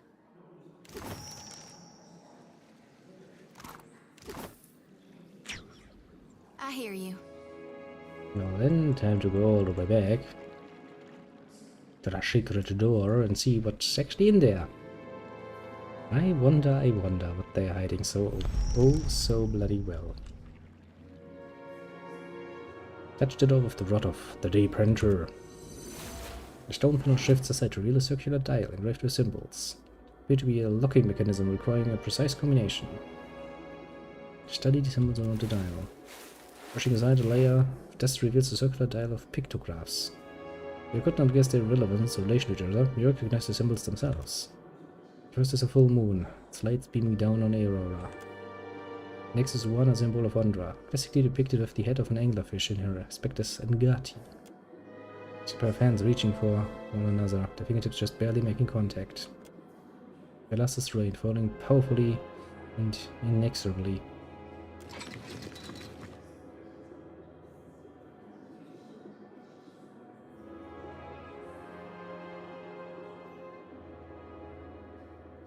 Ah, shit, what was that incantation again? Ngati. Okay, we have Ngati. Rain. The moon. And finger. So Ngati, rain, moon, finger.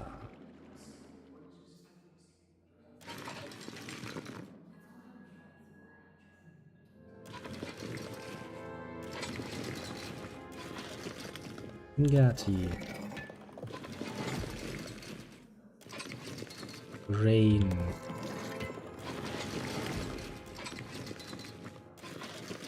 The moon. And the fingers. And here, the clatter of tumblers is setting behind the door. You're even rotate back to the moon symbol. Like you're knocking things in correct order.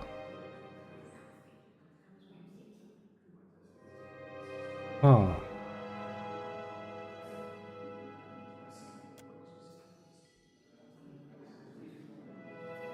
Hmm.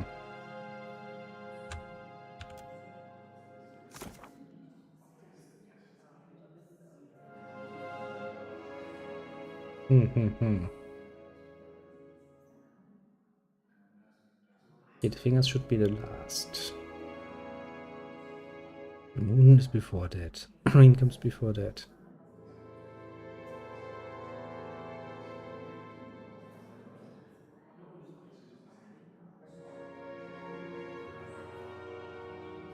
The pearl orb of the heavens cross. Maybe the moon comes actually first.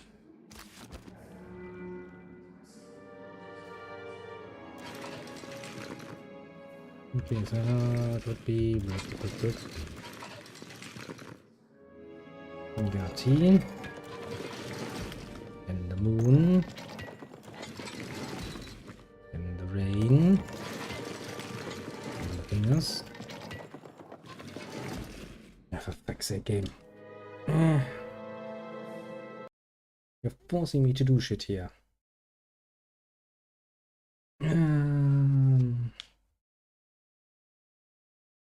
Deep, deep, deep, deep, deep, deep, deep, deep, deep, deep.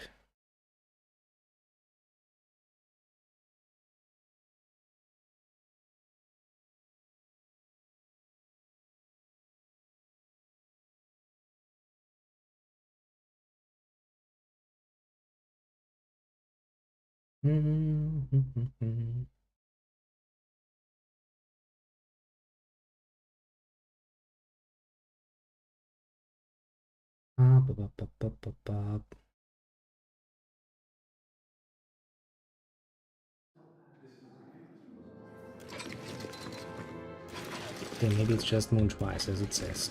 That would make sense. Ngati. The moon. The rain. The moon. Ah ha ha ha ha. Let's throw through there. The air beyond the passage is humid, reeking of stagnant water and something else, something old, which rises the hairs on the back of your neck.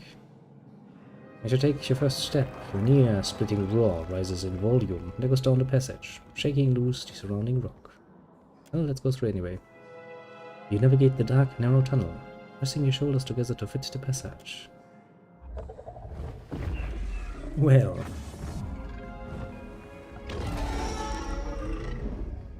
yeah, look at that. As the massive appeal of water settles, the air thickens with oppressive humidity. Takes a moment for your eyes to adjust before you can make sense of the shape that breached from the depths. How in all Aora have they kept it down here? That's a question for the ages, yes. This would be a great fishing story. Great fishing story indeed. Holy gone, but it's beautiful. And I'll bet smart as a whip and just as mean. Have you come to deliver me from this prison of my own making?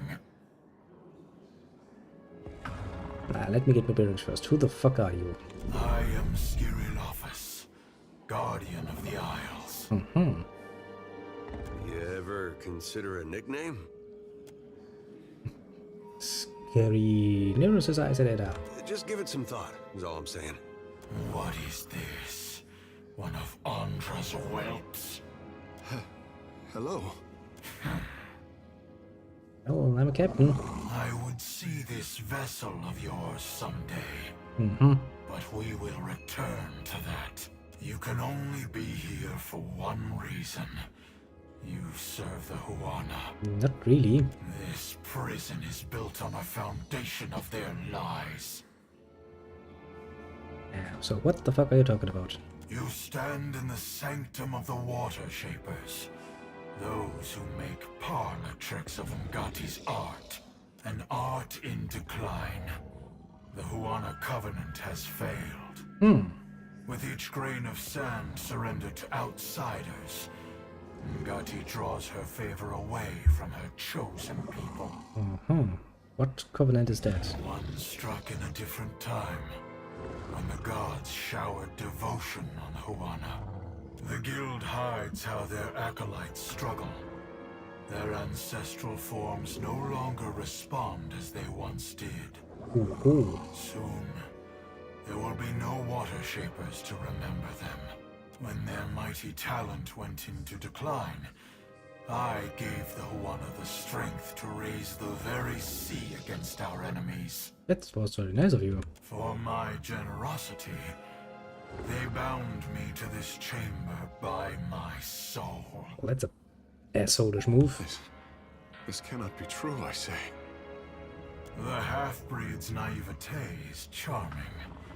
I see why you suffer his company. Yeah, isn't he cute? And now the Deadfire dies in my absence. The luminous Adra shrieks in agony, calling out for a guardian. So you're the reason the Water Shapers are so powerful. The Huana of ages past could have shaped the very Deadfire to their liking. Now their backs have turned against Ngati's covenant. Their art is an echo of its former glory. Yeah, so they kinda fucked themselves over, eh? Ngati, he speaks true. Your disgrace, so pure and concentrated. The other Water Shapers know nothing about this. Clever Pariki twisted the forms of her art. Rather than give obeisance to Ngati, they draw from the wards of this prison. None but the masters of the guild ever knew this. Yeah, kinda see why they would like to keep this hidden. Ngati never told me this, I say. The goddess sent her insufferable tests. She never raised a fin to deliver me from this prison. Let's read your soul then. Soul is stuck here. Let me take a look. You are a watcher. Of all the kith who could have entered this chamber, how intriguing. Isn't it? I'm kinda leaning towards freeing this dragon at the moment. Let's see what his soul says. If there's any good reason to do so. Merging the dragon's soul. Feel it at first disorientating, but pursuing the stakes of a vast library.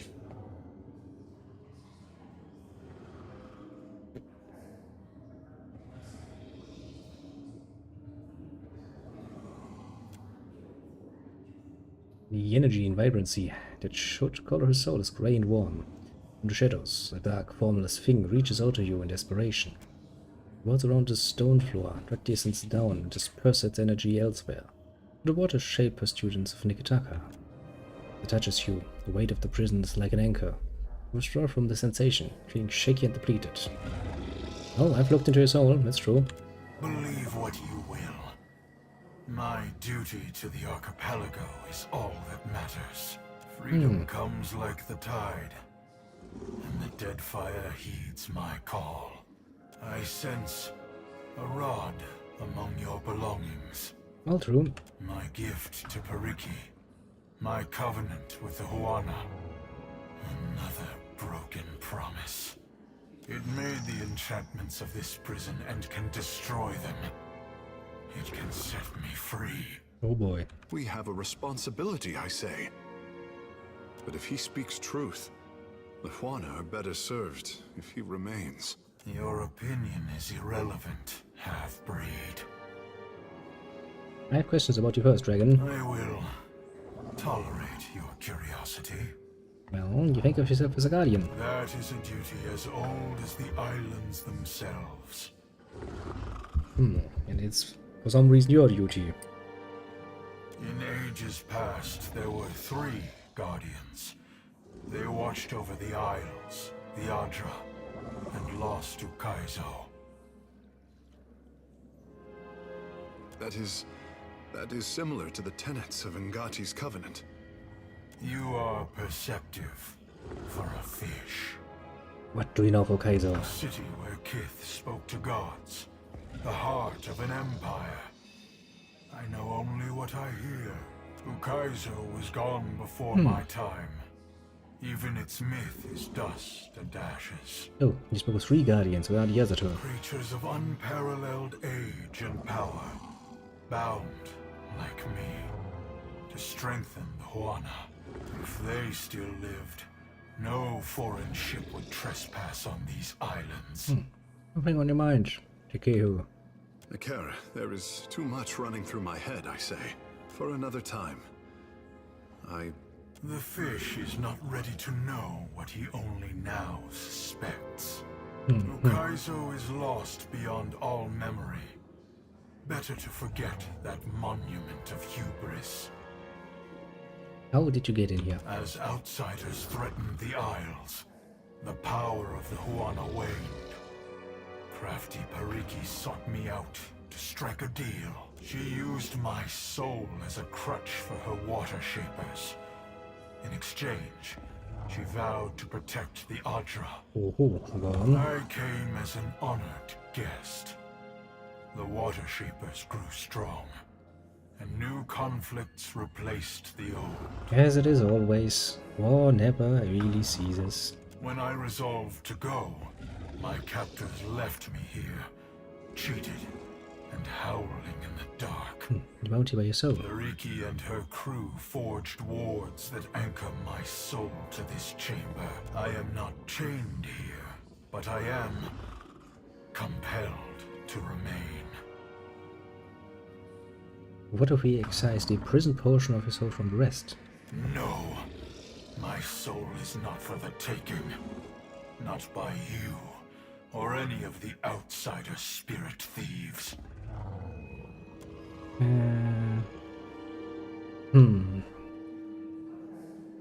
Would kind of like to take a part of your soul, though. No, my soul is not for the taking. Not by you, or any of the outsider spirit thieves. If you're afraid, just say so. I do not know fear. How then? You have a plan for this mad scheme of yours? Well, I'd like to take a close look at the watchstones for a start. Very well. I give you one chance. Time has weakened the wards enough that I can leave this cell without you. There will be a debt of pain that I have no wish to incur.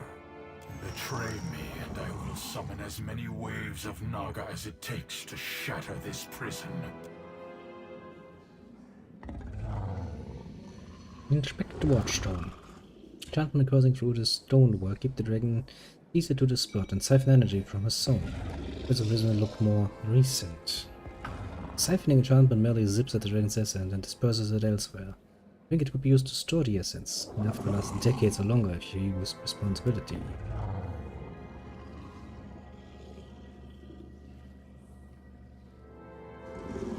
Leave it be for the moment. I make no promises to cooperate with your animancy games. So we could kinda go for the status quo, but I kinda don't like this. You know what, I'm going to use the Deep Hunter thing to disable enchantments and be like, screw you, Water Shapers, you kinda brought us on your own. Bruce Freckles, the power dissipates. Seconds the light is extinguished. The shapes of each arcane sigil lose definition till they fade into total obscurity. I can feel the weight of this pit diminishing around me. Do not stop now. Patience, I'm getting to it. Next ward. Make haste. Boop, boop, boop, boop, boop. Let's disable enchantments. Boop, boop, boop, boop, boop, boop, boop. Disable enchantments. Boop, boop, boop, boop, boop. That order's too tall. That should free you. The burden of this prison is lifted. I will return to the beloved Atra. As long as you remember who helped you. Yes. The Huana put me in these chains, but you struck them off. I do not forget. Yeah, better. Tips his head and flaps his wings twice, building up strength and speed. Should your hopes darken on the high seas, you will feel a welcome chill as my shadow passes over your deck. Depend on it. I will. Skyo beats his wings, lifting his massive form above the ground of his watery prison. Stretches open his jaws and roars, issuing blasts blowing out the top of his prison, exposing it to the sky above. For the first time in untold years, natural light floods the interior of the chamber. He snaps his wings a second time, flying through the exit with wild abandon, tilting at reckless, unpracticed angles as he builds incredible speed. When he emerges, shrieks of horror and dismay grow in volume. Moments later, as he passes out of view, you hear an explosion of splintered wood, upheaved water, and incredible devastation on the southwestern corner of the island. Well then, somebody is going to hold me responsible for this. Sure. Captain, a word. Sure, what's on your mind? When I joined the guild, I was a fish in a dream. Pretty much, yeah. Water Shapers were the keepers of our oldest covenant, protectors of history. Heroes, I say. Now I see the guild only for what it has become. Ikera, a perversion of the oldest Huana art. Well, might relate to you. To everyone. You owe the guild nothing. Nothing? Would I still be Takehu without the gifts and encouragement this place lavished upon me? Probably, yeah. I do not want to tarry in this house of regret a moment longer. My thoughts will be clearer in time. You are kind to listen, I say. You have questions? Yeah, not really. Well then, the Water Shapers will probably not be water shaping any longer. Mostly because, well, that ain't gonna work. Onikaza will want your report, I say. Pariki should have known we could not keep a dragon forever. Pariki should have known as much. Pariki was an idiot. Ah then, let's just hope the dragon didn't destroy too much of the city.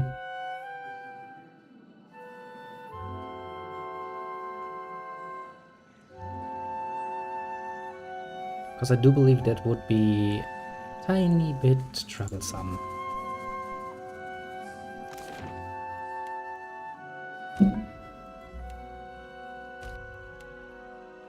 Let's go to the rooftop.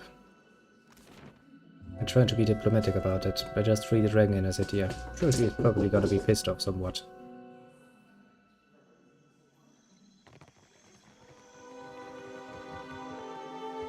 What madness has its clutches around Pariki's overlook? The mountain shakes, bellows of anguish echo over the wind. And a shadow rose from the streets to cover Queen's Birth on its way to the sea. Now the traders look to me for answers I do not have. Nothing but panic and contradiction make their way to my ears. Tell me what happened. Well. Should give this mess on account of some snakes and a dragon. You do not jest. Not really, no. About many things, Highness. Not this, I say. For what did the guild endanger my city with this creature? I will hear Myru's report. Well, that's the problem. Myro's dead. No! To lose a teacher of Myru's skill while Rawatai points their cannons at us? Tekehu, my sympathies. I know yours was a turbulent apprenticeship. Makera, the guild, they fought bravely, Highness.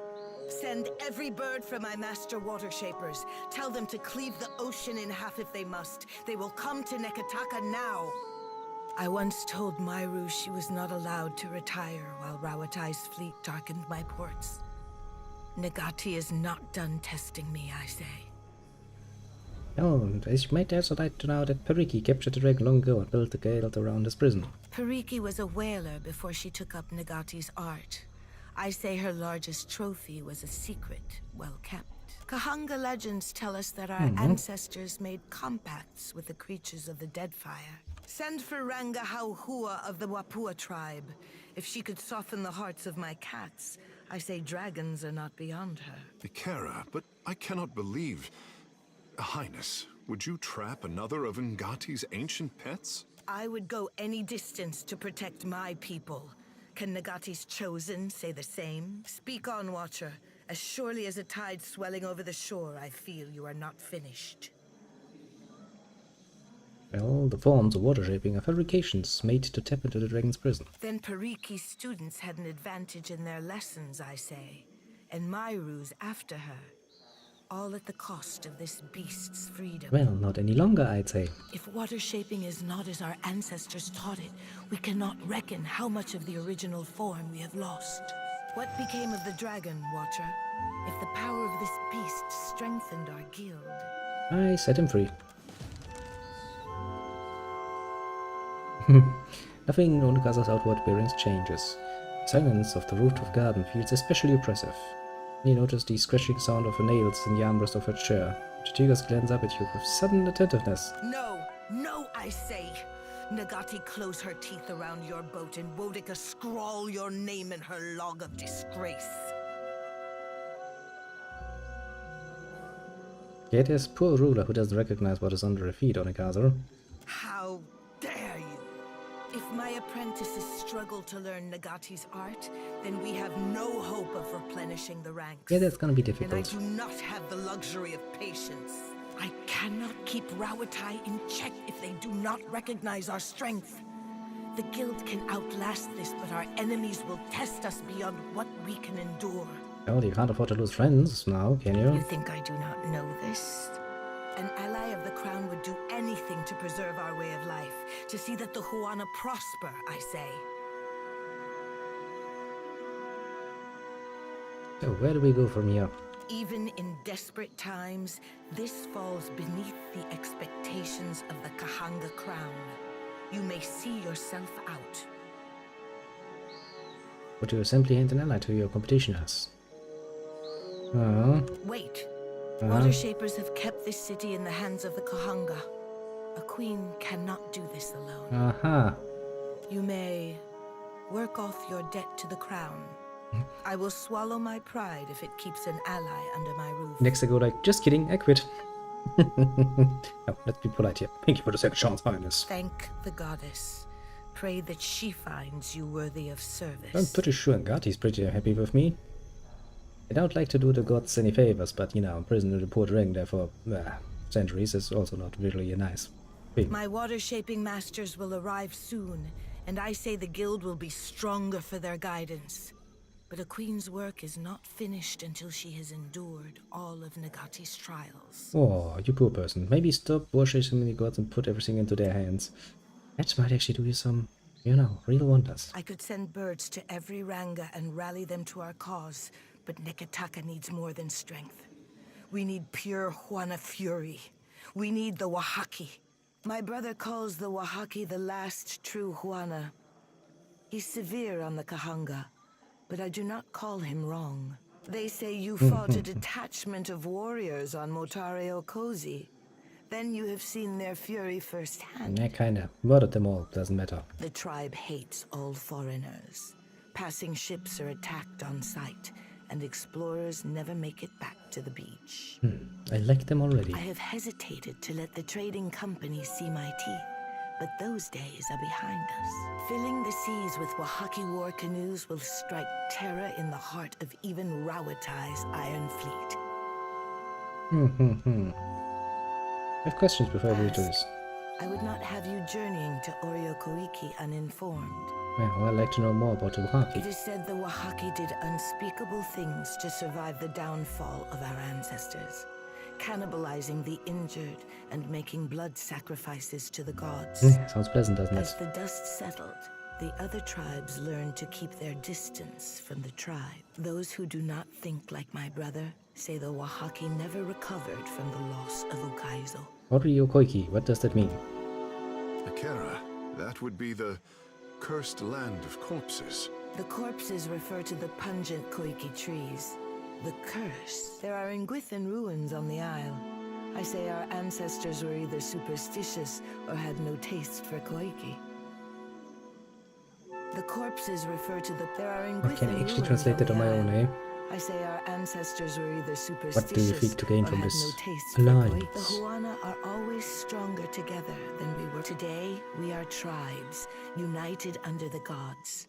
Tomorrow, Akira, then you will seek out the Wahaki and bring their strength to the Kahana. If I encounter them, yeah, I'll consider your proposal. Only do not venture near Oryokoiki without a plan in mind. There is a phrase which will protect my royal herald. Over crumbling mountains, across, write it down if you must, but recall it when the time comes. Pretty sure we already talked to them and other things. We're on the islands and stuff. Just gotta point that out. Well, but we have a nice little follow-up quest.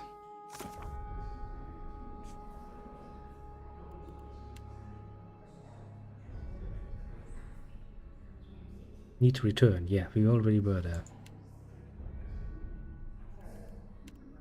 Well then, I guess we're gonna sail over to Nonsense Island and speak to them again and go like, hey, you remember me? It's me again. I'm here to deliver a message of most importance. You're like, yes, very, very, very much important. They are going to love that message. Oh, they're gonna love it. So, do you want to talk? To my tribe, the Water Shapers were keepers of the past, our connection to the ancestors. Old and they lied. How the guild heaped praise on Ngati's chosen. How they congratulated themselves for acquiring me, I say. My cage was a gilded one. Their dragon, he was not so lucky. Oh, I see your point. They used you both. The guild teaches a likeness of Ngati's art. For shame. But they posture before outsiders like masters of old, to inspire the world with Ngati's gift. This is my calling. Oh, the guild doesn't really deserve you, None of this changes how I feel when I practice the forms. Like swimming over an ocean trench, I say. But Pariki twisted my art into a perversion.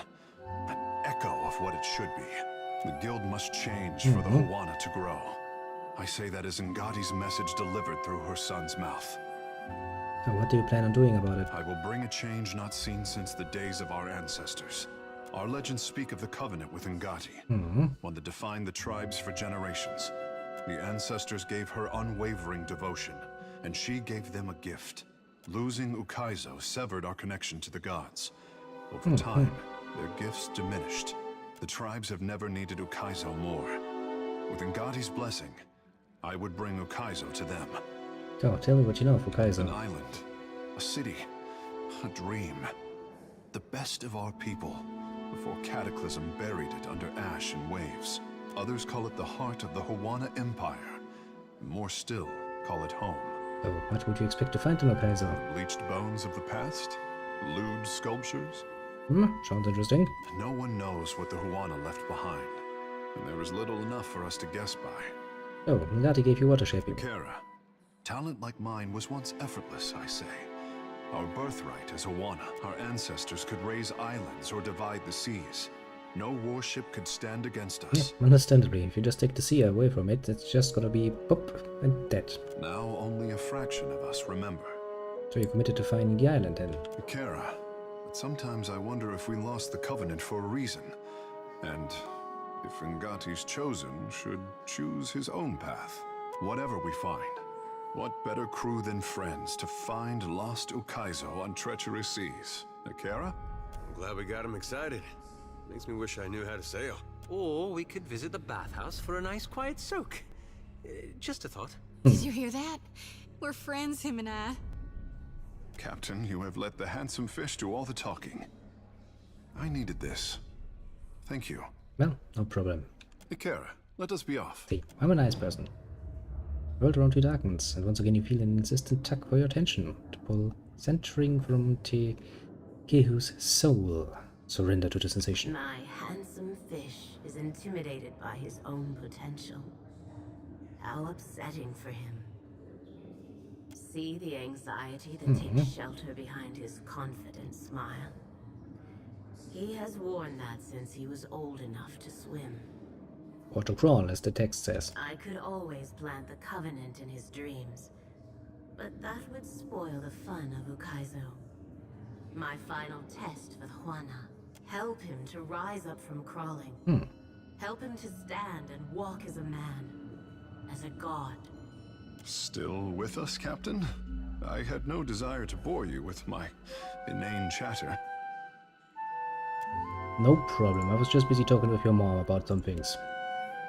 She, once again, is, you know, providing to be a bit of a bitch about everything. So nothing too uncommon, mind you. Oh my god. What a pain in the ass and a half. That's putting it bloody mildly. Well then, let's sail over there and be like, hey, it's me again. Haven't seen you in a while, but now I want you to, you know, ally yourself. How does that make you feel?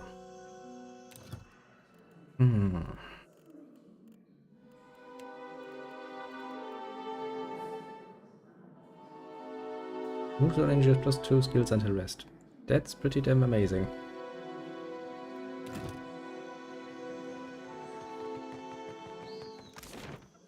By sea.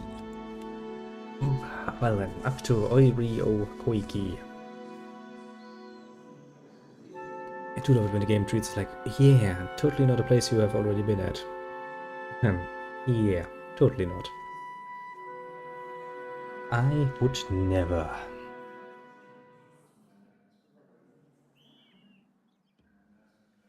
Never ever sail the 7 seas and have all and everything already, you know, spied. Totally not. Nope, nope, nope, nope, nope. Would never. Yes. I do love it. Side quests really do make a lot of difference. A good amount of them interesting enough to keep you entertained. Yep, it makes all the difference in the world. It also kind of means that we're building up the main quest quite a bit at this point, so it's kind of like, yeah.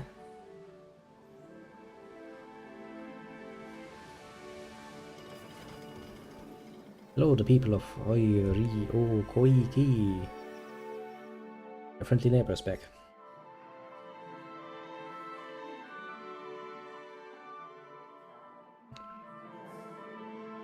Now that we've fucked the Guana quite a bit, let's strengthen them once again so that we can actually, you know, keep all of them in nice balance.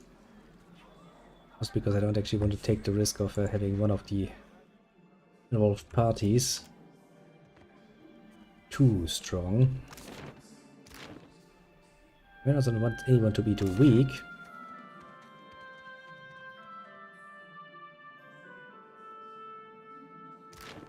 You know, a good mild middle way.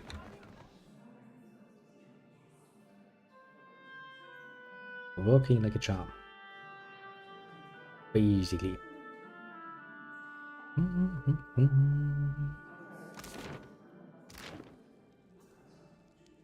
mean, with these guys too, I kinda helped them against the slavers, but I also killed one of the guys with the construct. Tengara met an unfortunate end. May his next journey through Rikuhu's bowels go smoother, I say. Well, Queen Onakaza II proposes an alliance with the Wahiki. Tell Onakaza that the Wahaki accept her authority. If the time comes when she needs to show foreigners the breadth of her power, we will be there. That was easy. I was kind of thinking she would maybe be a bit more opposed to it. But apparently, as long as it's about kicking some foreigners in the arse, They are more than happy to help. They're like, sure, we're gonna help. That's precisely what we are doing. We love to do.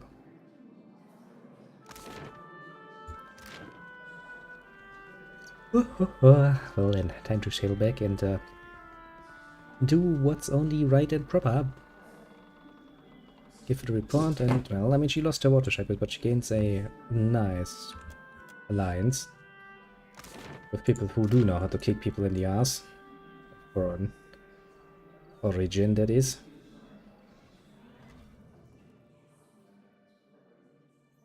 Then yeah, that kind of means we're out of things to do. The only real thing that is left to do is sail over to the Ashen Moor and once again meet with Eosas. And, well, going the way the game is going, and if memory serves someone right, I think, well, since we have been basically busy talking about nothing else for quite a while at this point, Ukaizo should probably be on the horizon.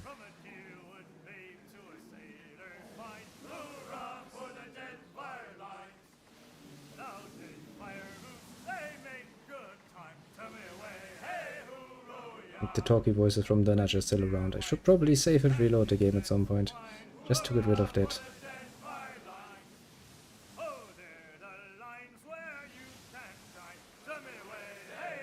Well, should.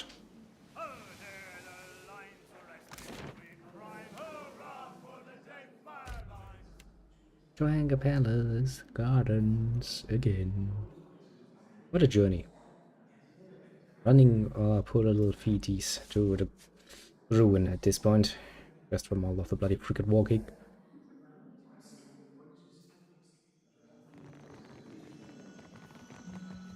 My scouts tell me that you sail from Oriokoiki. Do the Wahaki pay the crown obeisance in whatever eccentric form suits them?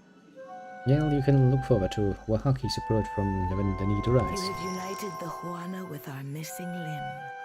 Prayer and the wisdom of Kohopa will help steer my next course. I will send for you in time. Very well then. Very well indeed. Now we come to our... well, the first time in a long while that we actually do a main quest part.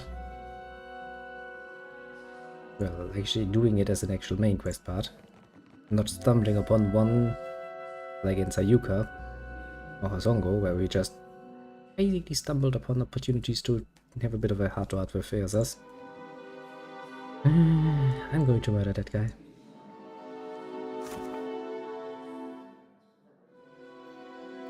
Mostly for his fucking annoying abilities to crush my castle and any potential future castle I might build.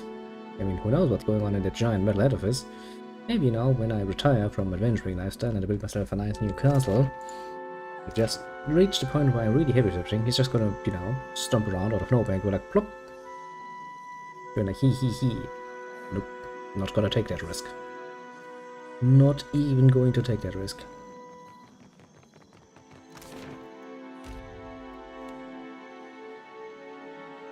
Now then, to the Ashen Moor we shall go. To find out what the literal fuck Eosas is planning to do there. Well, apart from the usual, which means playing around with Luminous Adra, and his speciality. After all.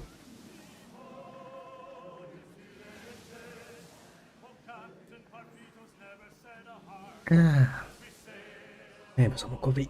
Yeah, coffee. But also we should probably save and reload just so that we can get rid of the voices.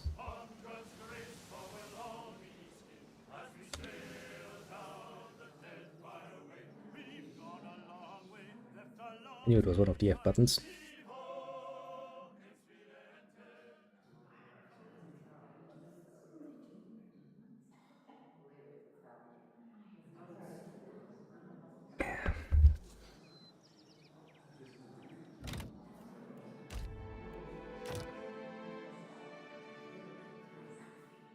Their voices do not want to disappear.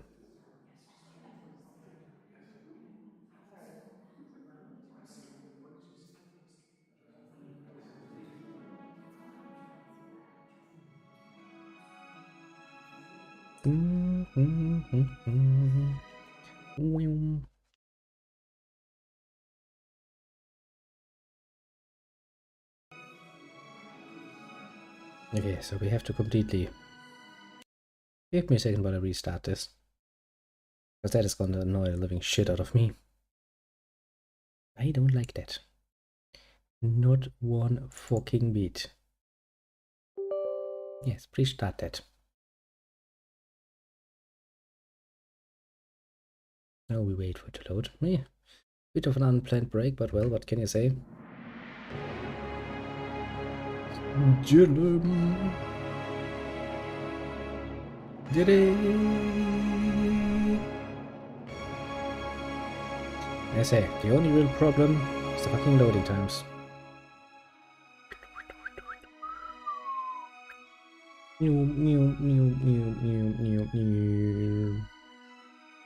Fucking behind the game. Load. Now, one thing I will change immediately is take that Mr. Water Shaper out of my team again, because fuck him. Most profoundly, and actually take somebody who's far more useful. Like an actual rook inside our team. Bling! Big smoke, black as death, blooms from the peak of a rumbling volcano, the largest in the chain of mountains that makes up Magran's teeth. A serrated fissure gapes in the mountainside, deep and dark, but intermittently lit by a red-hot glow. The cavernous opening is too narrow for the cocksucker to sail through. The skiff sways tumultuously in the superheated water. The closer you row to the cave's cracked opening. Lava burbles down the mountainside, scorching rivers that disappear into the dark blue sea. Inside the rock face, the sound of churning magma grows louder. The air warms around you, sending a beating sweat along your brow.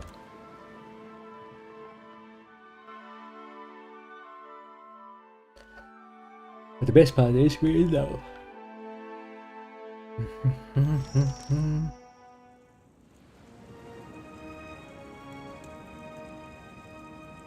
Early autumn, pre-autumn, 2829. Sure. This This where Gone stormed through? At least the docks are still intact.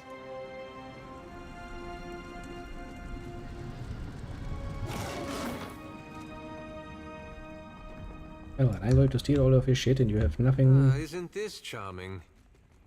A cage full of dead. Burned remains of those prisoners were the tatters of sailors' garb. Well, inviting, I'd say. Also, I see Eosas in the background. He's already at the fucking arbor. Precious, the skin of this dead giant remains hot to the touch. I picked up a little one. His name is Grog. He's mine now and nobody should hurt him. Not even fucking Eosas, otherwise I will hurt Eosas. Slumped against the stones of the bridge, a giant clutches at his bashed-in chest, a mess of sinew and blackened iron bones, fiery blood flickering between his splayed fingers. Quickly grasping a breath, the warrior lifts his heated gaze to your face. Extinguished or crushed, us all, defiler. You're a fire giant, an elemental servant of Magran, aren't you? You are not mistaken. I am but one of Magran's elite champions, birthed from her flames, soon reunited in glory. So, what happened to you?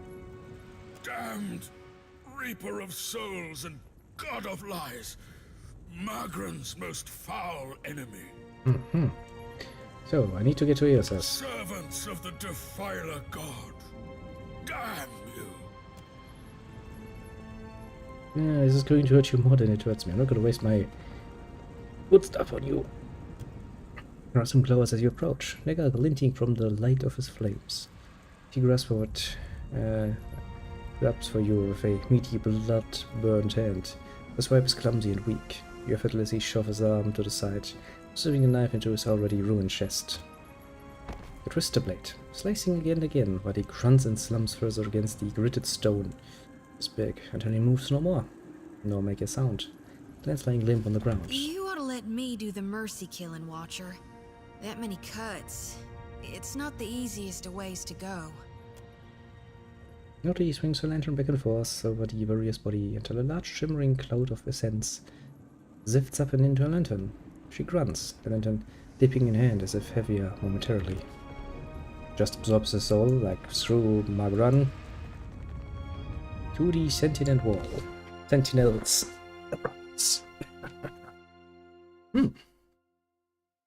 Well, I don't really plan on making any favors to Magran. Nonetheless, it's far too massive and heavy for Kif to operate. At least this means they're all dead, right? I highly doubt that. Sure. Pretty sure it's not all of them, at least. Reckon this is what happens when you try to keep a god from enacting his plans. Well, yeah, if that god has a physical body, and it's a giant body, Roxette has collapsed the section. And then you probably shouldn't stand in his way.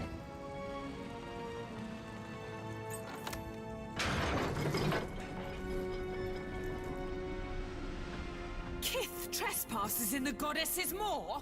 But how? Well, I just docked my boat, what can I say? Since the giant warrior hulks, her thick muscles twitch, red markings glowing hotly against her ashen You skin. must seek to follow in your defiler god's footsteps. You will not, for I will smite you where you stand. Second giant slams the heft of his iron staff into the warrior's hard-muscled stomach, abruptly halting her attack. Hold, Sega! I would speak to this filthy minion of the wretched god Aethys before you char her bones to dust. I'm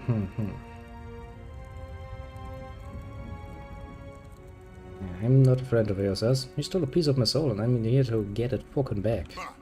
You think to confront an embodied god? Then you are either powerful beyond comprehension or as much a fool. Yet you imply you do not serve him. Well, no, not really. Rakir, move! We cannot allow these intruders to live.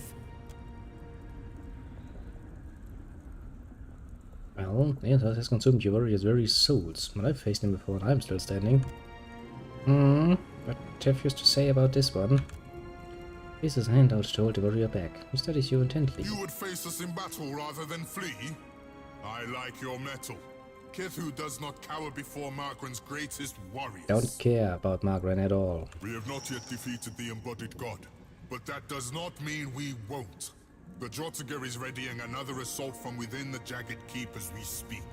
I will permit you to scamper closer to God's face, if you believe you can survive.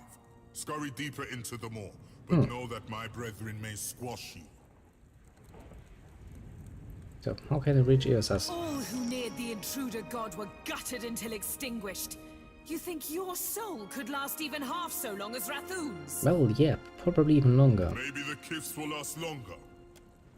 Only Margren's shrine with our Jagged Keep can lead you to the Defiler God. Kith, if Margren wishes you to face him, surely she will fire the way. So you plan to attack Aethys? First we recover the wounded and their weapons, drag them into the Jagged Keep, and then we will kill a god. I cannot worry Margren plans to rob this volcano. If you stay, you'll die. Our duty is foremost to Margren. We guard the maw to its fiery end. I kinda figured you would say this. Oh well, I kinda feared you would say this. Also kinda feared that Margren will do precisely that when she gets pissed off. I'll be with the bodies, but this time gentle your grip. It can't be helped, Rakir. These fallen are brittle. Well, as on Steel was there watching me, I'm sure they would take that personally, and they did let me pass. No reason to fight a fight when you don't need to. Should we be concerned about that? Ain't the volcanoes in Mogren's Teeth supposed to be inactive? I got a bad feeling this one's waking up. It's me. Oh, that's because it is. Does Aethys do this? Could be a... A jerk! I reap what I sow. A jerk! Oh, no. That should be an easy enough combat, honestly. Boom! Just explodes into little splatters. There was a time in the past when we might have feared creatures like this. set time is long, long behind us. I don't actually know at what level they're supposed to be meeting the creatures here. But so far, deep gish is small as Rusun's arm on flesh. So far, I would point out that we're pretty good off. Jagged Keep, Lair of the Ancient. Well, we're supposed to be going to Jagged Keep, as far as the raccoon told me. And, you know, since that thing is here, I would like to take a look inside. I saw him first. Attack! Also, my ice weapons should actually do pretty damn well here, shouldn't they? All things considered. I mean, man, you know, he has an ice sword.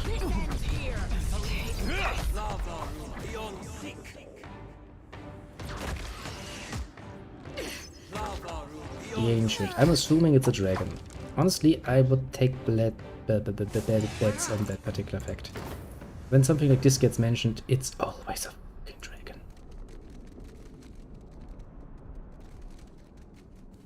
Let's make a quick save, because I'm expecting a tough fight actually out of that.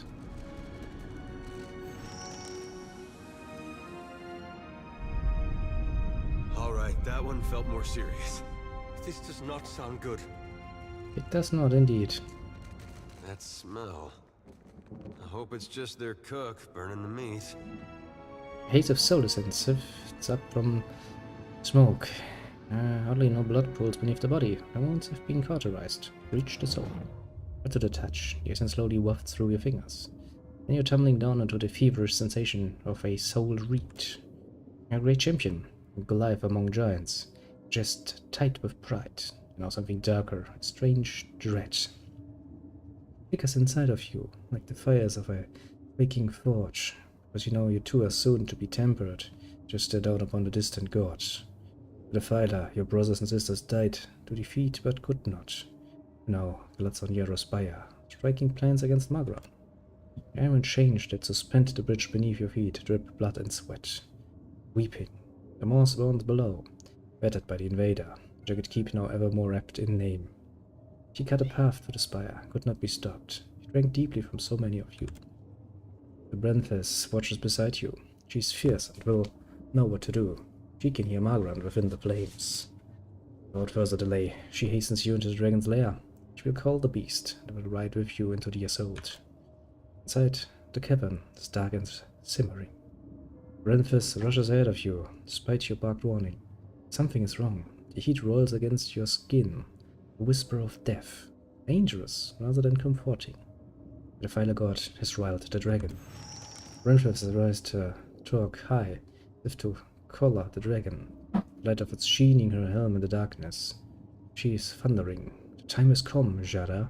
Submit to Margran's will. The walls rumble from a sudden earthquake. No, from the beast's laughter. Shadow looms to your left, and scalding claws punch through your skin. Rest now, warrior. Your soul is safe with me. Great. This place smells and feels like hell, and the stories Uncle Angbert used to tell me to make me behave as a child. The dragon is pissed.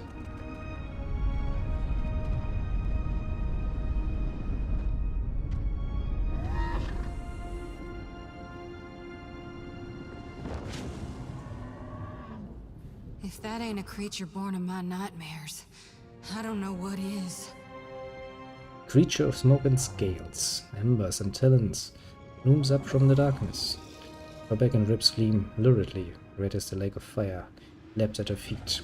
She hisses, sound like rocks waiting together in his throat. Through her peeled back lips form no words, you understand. Who comes now to stoke the flames of chaos further? It is I. Have I not yet feasted enough? I suppose I can make room for another. No. That can't be healthy. Indeed. Overfeeding sounds very unhealthy. Just realized how lucky we are to have never run across a sewer dragon. Well, you're actually making a good point there. Yarasun summoned you, so you attacked them? We struck a deal. Eons ago. I did with a wily Brenthes. It's true these Rathun fed me exquisitely for so long. But today, They sought my wings like a firestorm to battle. My fangs like hot spears to pierce a god. I am the heart of the fire. I cannot be controlled. Not by a giant's weak will, and not by a sputtering trinket. Well, so what was the nature of the deal you struck with them?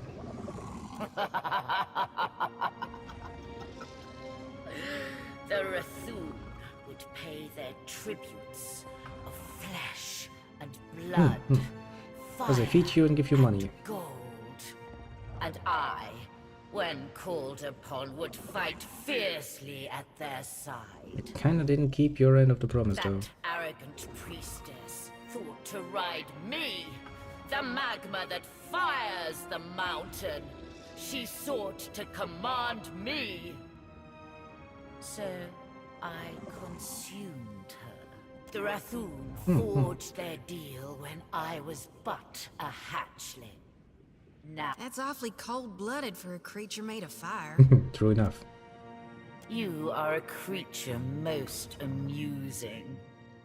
Perhaps I shall yet allow you to live. You kinda tricked the Rathoon, didn't you? Indeed, you seem far more clever.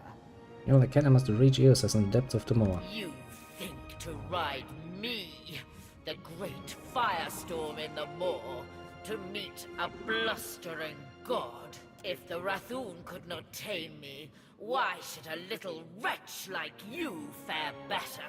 You know of a physical path to the lower reaches of the moor. I shall tell you this much, if only to keep you excuse me. from my wings. Your path to Aethys lies through Margren, through her shrine within the Rathoon's keep. Igniting Margren's shrine lowers it into the moor, so that a Brenthis may worship before How the can I Ardra ignite the pillar. shrine then? Why, I believe the Brenthis has the means you seek. Sadly for her, its power could not hold a flame to mine. But as it was the Brenthis's last sacrificial offering to me, you understand why I shall not allow it to be stolen.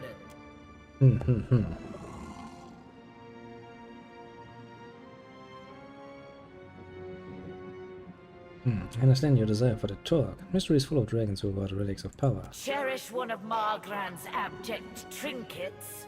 I do no such thing, wretch. I care nothing for her trifles. Take it. I have no care for the Torque or the corpse. Yeah, well then.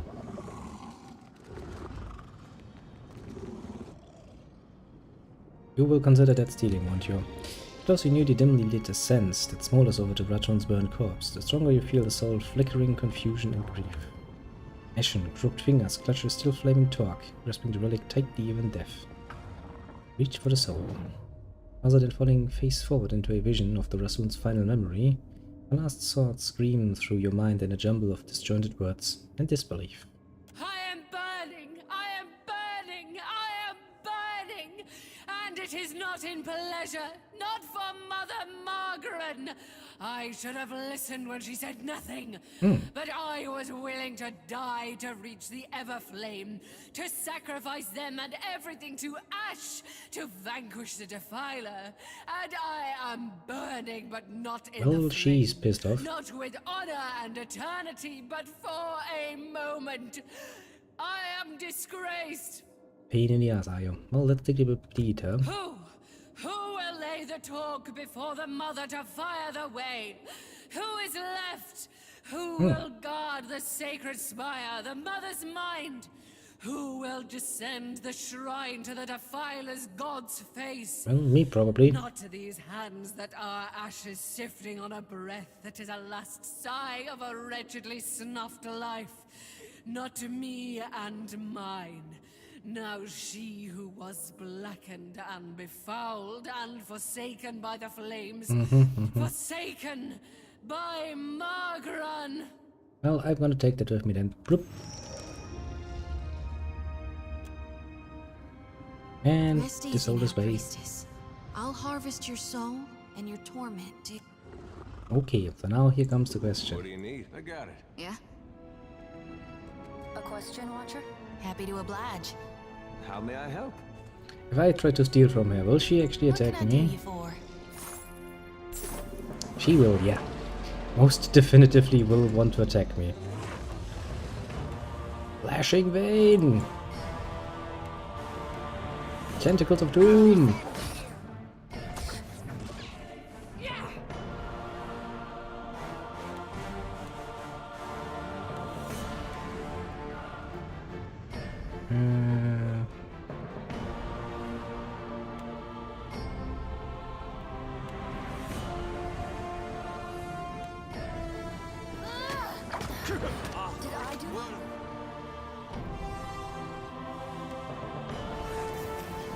Now then. That petrification is probably not going to work. Gonzalo has corrosive skin.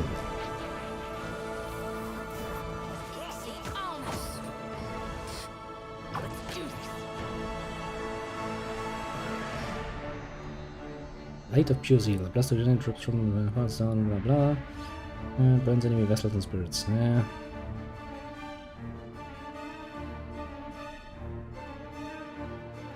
It's the self-damaging one.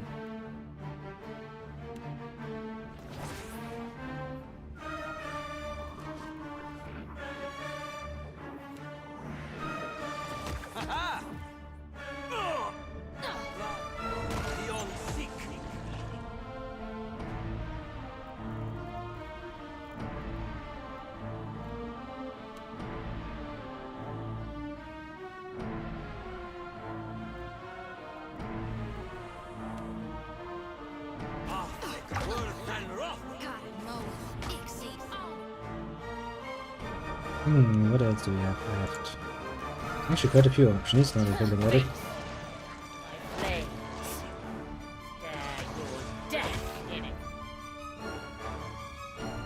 Yeah, yes, there, you're deaf. In the eye, and go like, fuck you!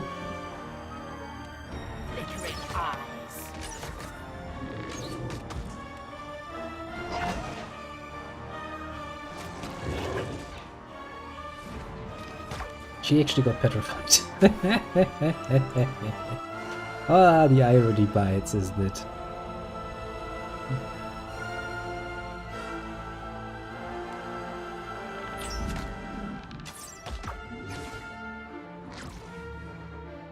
Pew pew pew pew. Only a small amount of damages, but you know, every bit counts.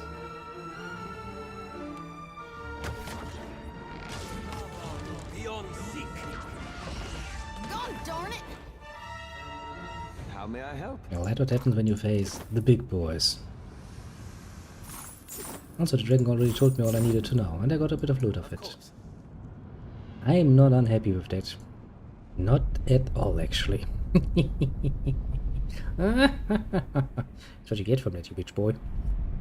I mean, she was kind of a cunt, that whole, you know, having it packed and breaking it. Dragons are supposed to be keeping their word, actually. They should know better than to be fucking obvious liars. Not this one, though. So it got fucked. By me personally. For being a cunt. Sure. Loose prison jagged boulder chunks litter the broken section of the bridge. Yeah, I can see him in the background.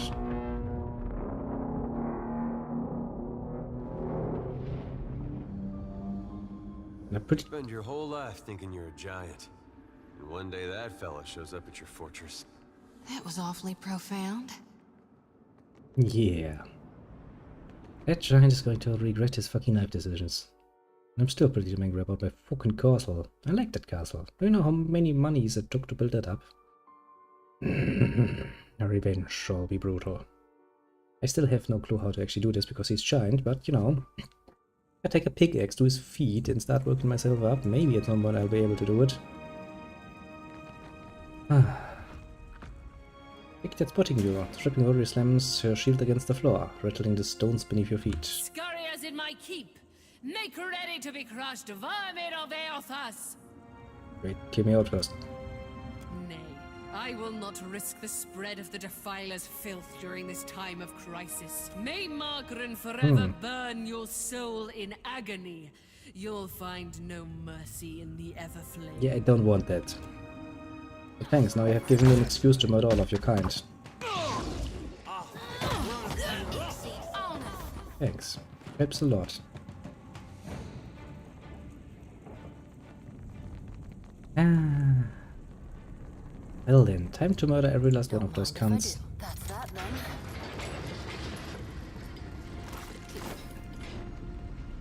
You don't mind me? What did you find? Look at that.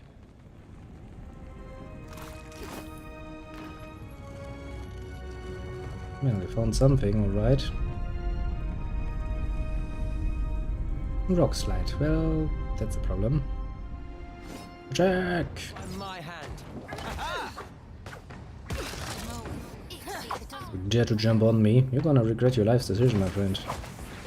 Very soon at that. See? What were you thinking, you idiot? Don't mind if I do. That's that then. I don't mind if you do. Jack! Finally, an actual group of enemies. Sweet redemption. I thought we were friends. Now we can at least justify using the big guns.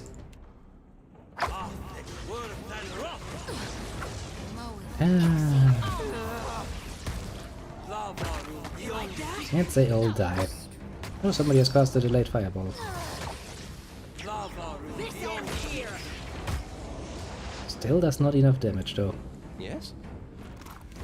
Of course. Ah, I think that there was a time when I would have feared such a group.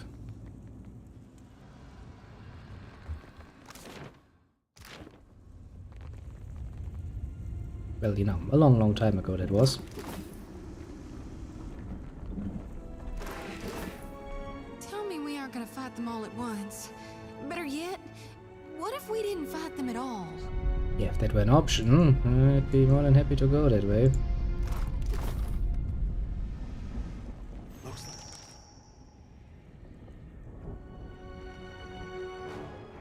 Let's go. Attack! Take this. You're gonna die. Stop moving. Hey, watch it with that. Attack! Attack further! Murder them all because we can.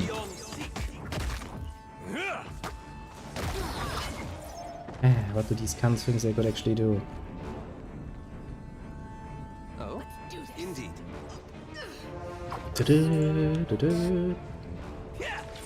Actually, where are we? Basically on the other side, eh? Interesting. Killed by ice. How fitting. The fire giant gets killed by freaking ice. Shows you how hot your fire is. Leave it to me. Just not. I mean, I will take everything we can get our filthy little hands on. Okay, that leaves only this way. And the path next to it, basically. 2 ways left in this nice little fortress. Now we are looking for a shrine, I suppose, to Margran, to light it so it drops us down to the Ardra, basically.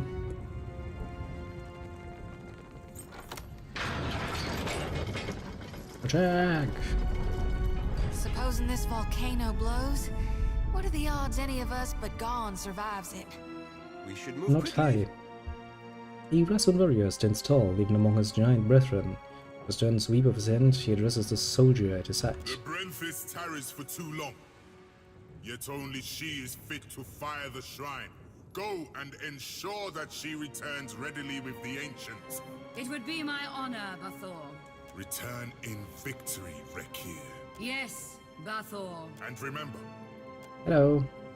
you are a bold one to attack us in our own seat of power. Am I? I hope you are prepared to die here, for I will soon prostrate you on the altar of Margaret and burn you for her glory.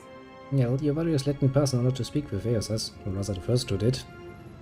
Hmm? Given the circumstance, I will hear your reason for being here, but my patience burns quickly, Kith. What is your relation to Aethys, if not to act with him against Margaret? Well, the bastard crossed me and I'm going to make him pay for it. Your blood boils with anger. Good.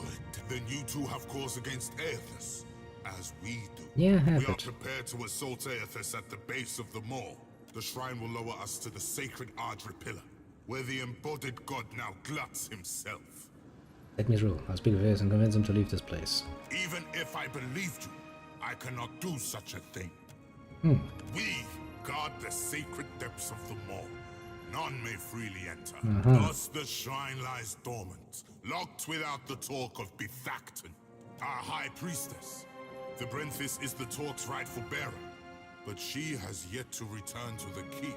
Well, she's dead. Then it is as I feared, and as I felt. Her flames have been extinguished.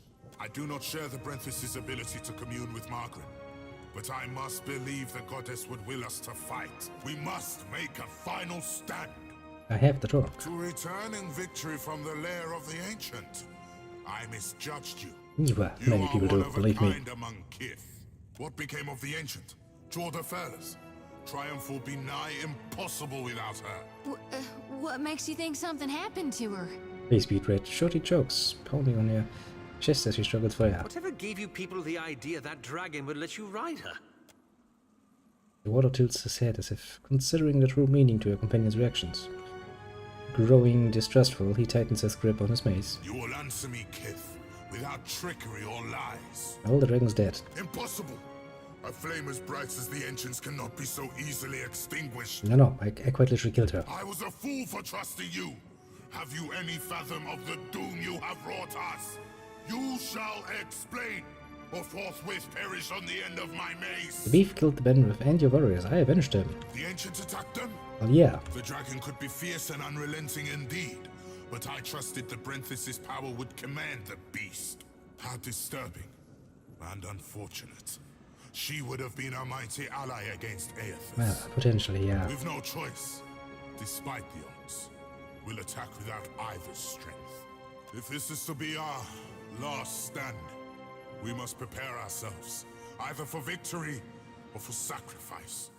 Lest Margaret forsake us for our failures. I still don't really consider just letting it go, eh? You've earned the right to Fire Shrine, with the talk of the Ether Flame. But we cannot join you as yet in facing the Defiler. Yeah, I guess we're gonna look at the other side then too. These have anything left here to plunder and steal, and then we're gonna go down and meet with Fearsas again. Oh, there's a trap here. It's interesting.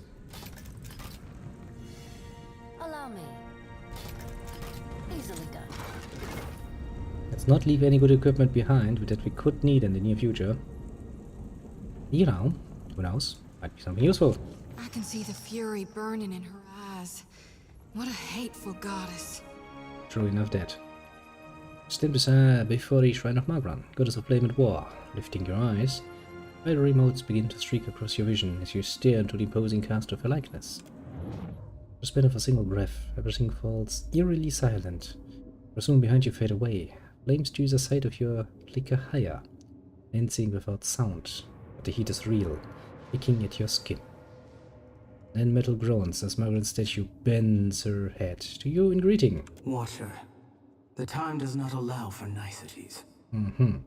Words flow like lava from her lips, like the trails that burble watchfully from her eyes. Even now, Aethys gains strength from the spire.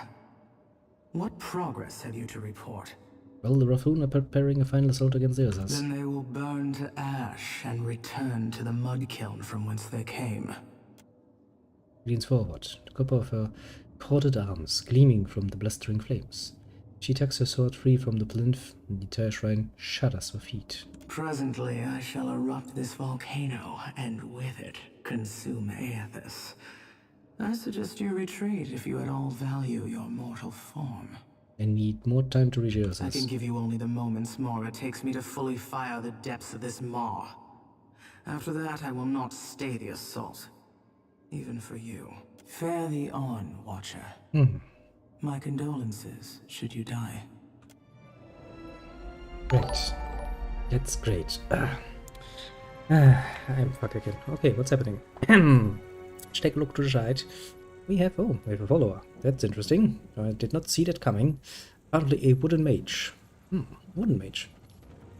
Interesting name. So a mage that specializes in the wood. That leaves many implications hanging. Let's not go there, otherwise my mind will end up in the gutter. Well, either that or my mind is fundamentally just, you know, gets for most of its time. Well, but no, nonetheless, thank you very much. I do appreciate that. Indeed, very much so. Just a very nice thing. Now, without much further ado, after Margaret has quite clearly told us what will happen, we will die. If we tarry, let's interact with the shrine. Go down, meet Eosas, and tell him once again that we really hate it for murdering our castle. A statue of Margaret towers above you. We know. We just talked with it. Bloodied and battle ready, the goddess clutches both sword and shield. At the base of the statue, a rectangular iron-slated altar rests between two unlit braziers. Place to talk on the altar. The braziers on either side of the altar flare to life, red-hot flames shooting high before settling into a steadier, softer burn within the bowls. Lava eddies beneath iron, grating in the floor, heating the soles of your feet, while the statue herself seemed to wake. Metal groaning, rasping. The shrine moves.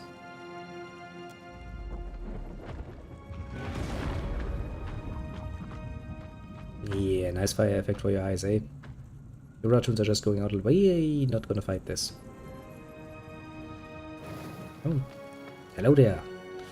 How am I? Well, not bad actually, I would say. It is, for once, actually a decently long weekend in front of me, so I'm kind of feeling quite motivated. I have to love the Easter for that, at least. Apart from that, you know, I'm playing a nice game. It's fun. Can't say I have much to complain about. How about you then, my little Captain O'Drago? Funny that you are Drago. I just killed one. Although it was a full dragon, and not just a Drago.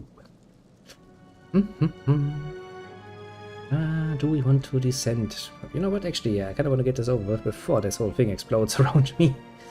That volcano thing is kind of dangerous. Did you see the jeweler doing drugs? They were apparently stoned. Oh my god, a jeweler being stoned?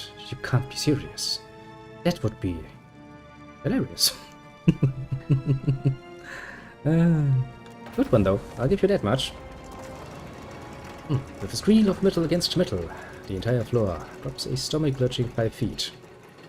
That's not good. Change clang, like the toll of a bell as they catch, pounding against the time-worn gears. Then the shrine begins steadily lowering into the maw.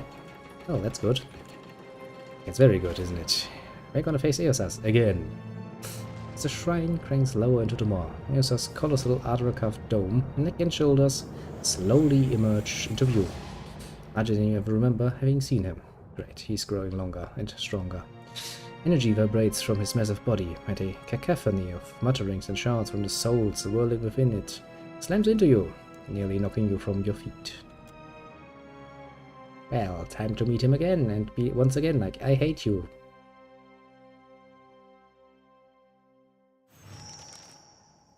Well, that's alright in my books. I like dumb jokes too. I also like, pretty much every joke that is reasonably funny is liked by me. You're certain he wanted us all to come? Not that I'm much of a comedian Have myself. you ever seen anything so awe-inspiring? Behold the power of my god. He has a very distinct nose, hasn't he?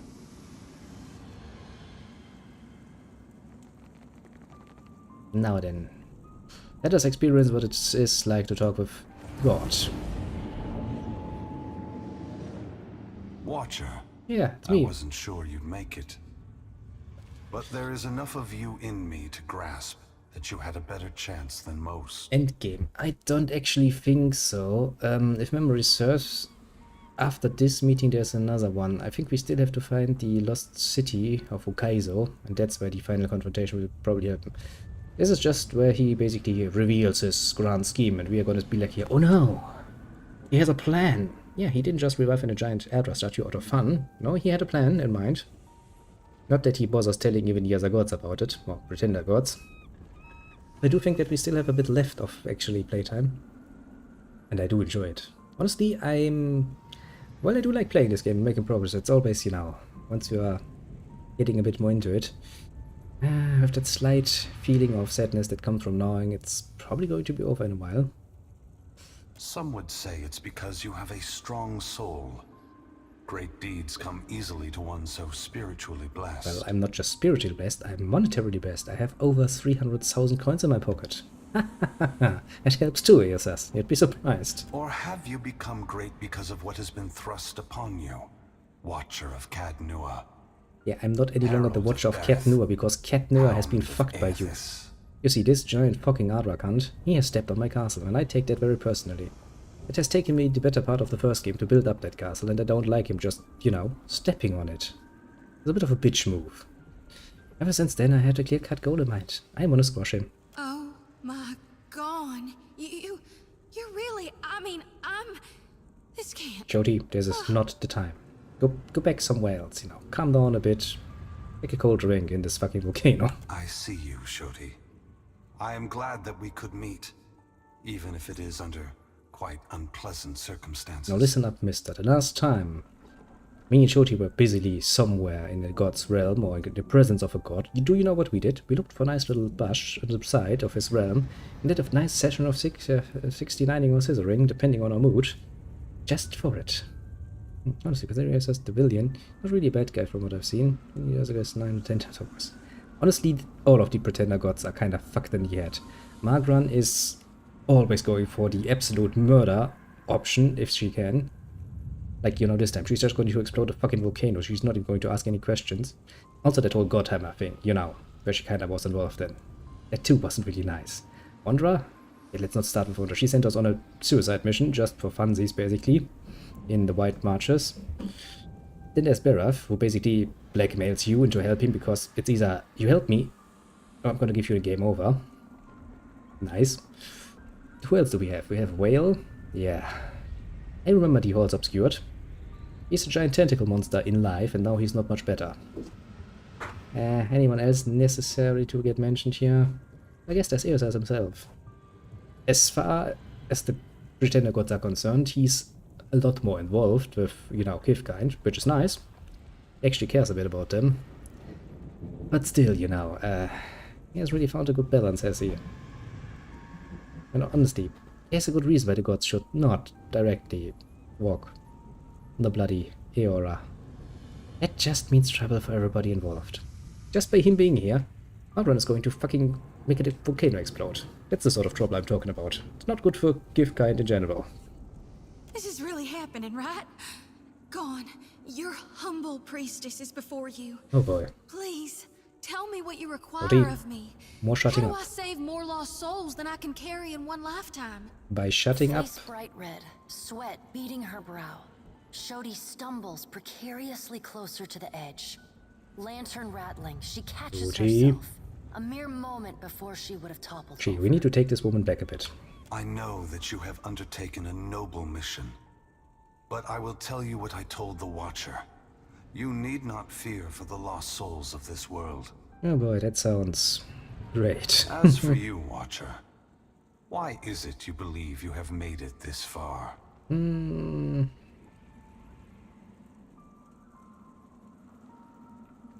no, good fortune and good people have carried me a long way, honestly.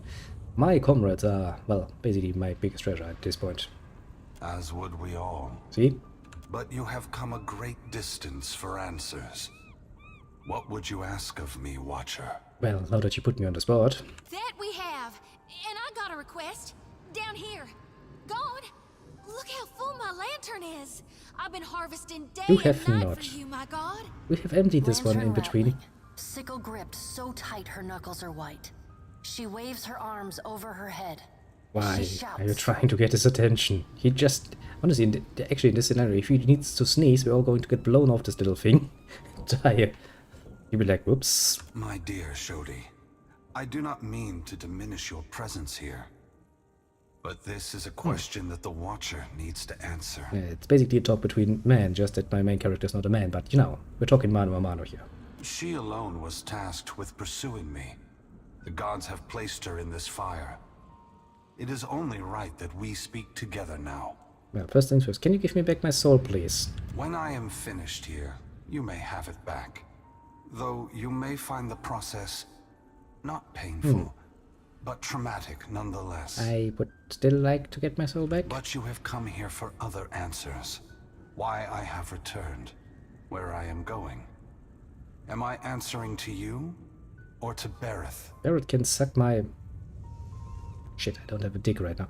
Bereth can suck my tits, I suppose, for all I care. It doesn't really have the same impact, though. For fuck's sake, Bereth can suck my strap-on or whatever. Just gonna need to buy one at some point.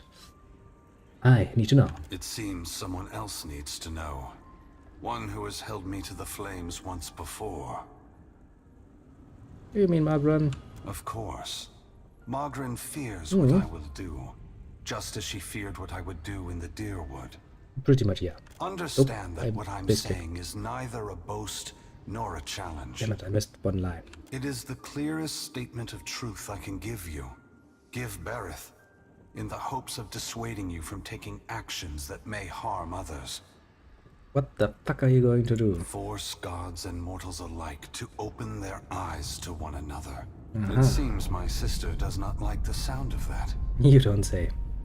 So, can you be more specific? What the fuck are you trying to do? I want to return the gods to our original purpose, and to allow mortals to worship us, or ignore us, for what we are, not what we pretend to be. I kinda like where this is going, though. Shodi gasps sharply, for once too stunned to blurt out a response. Her eyes are wild, with too much white showing, when she glances from Aethys to you. Whatever you're doing, there's gotta be a better way. When I entered Widewin, I did so with the intention of illuminating the history of Anguith. I wanted to show all the nations of the Eastern Reach the machines we had used to create ourselves. That's how we had interesting, hidden isn't it? our true nature from mortals for millennia. But even if I had succeeded, my words would have been easy to deny. Belief creates the foundation upon which a mind's reality is built. Well, that is kinda true, yes. They don't wanna listen to you because they believe otherwise. You can't really do much. Some minds can never let go of that foundation. They would rather hold tight to the world in their mind than accept what they're being told. And even your words could be corrupted by the Leaden Key and the Hand occult. It is what we have tasked them with for thousands of years. Even their clumsiest attempts to cloud the truth can be easily accepted by those who want desperately to believe it. Oh, true enough. And so have the gods, with their help, maintained this illusion for hundreds of generations. Yet you did. You managed to make everyone believe you're actually gods. But even a beautiful illusion is still a lie, obfuscating reality even as it points to a transcendent truth. The time has come for a new covenant between gods and mortals. One forged in the light of truth and understanding between our kind. I will leave this place and go to the lost city the Huana call Ukaizo. Yeah, I kinda figured. It is there that all souls pass through the machines of the gods, where all souls pass into the beyond before beginning their next life. Well then, to Kaizo you go. When I reach that place, I will find our great machines and tear them to pieces. I will smash the great wheel until the lights of hell all gutter and die. And when my work is done, I will leave this world forever. More destruction. You're tearing the whole world apart because you can't make peace among yourselves. You know, to the guy that could just press his finger on you and win, you know? Roll initiative. That's kinda how it is with any sort of role-playing game, though, when you think about it. Some battles should not even be battles because they'd be immediately over, but no, instead it's like, well, okay, you roll for initiative, well, your enemy gets a surprise attack because he's surprising you, but that's it. You know? Otherwise we wouldn't have much of a game, would we? Adair, there will never be peace among mortals, so long as they are unwittingly manipulated by the gods. You know, I would like to point out that even if the gods were not involved, we will still not be at peace. Mortals are little bitches. We do like to fight for any bloody fucking reason against each other. The divine enslavement that Whitaker reveres perpetuates ignorance, chaos, and violence across the world. I'm pretty sure, yeah. I'm basically a small fly, and I'm not nearly as fast as a usual fly is, so I'd probably get... I mean, you know, as I said, if he needs to sneeze right about now, he would just blow us off this fucking little bridge thing and we're all dead. Precisely, even. That's how much of a challenge we are to him. I only wish to destroy the darkness that surrounds the gods, that you may better see us for what we are. I mean, he should be well aware at this point that I'm not really on his path. That's insane! I hope my one explodes 2 volcanoes in you for good measure. What? Both gods and mortals alike rely on the wheel. That we do, actually. We depend on it for the souls that give us power. Mortals depend on it for the lives of future generations. Breaking it will force all of us to face the truth. Have you thought about this? Does this actually mean that no new souls or old souls will get embedded into the new children? Will that lead to another hollow-born crisis? Yourselves, have you thought this through? Please tell me you have an answer to my questions. We will fail together or move forward together.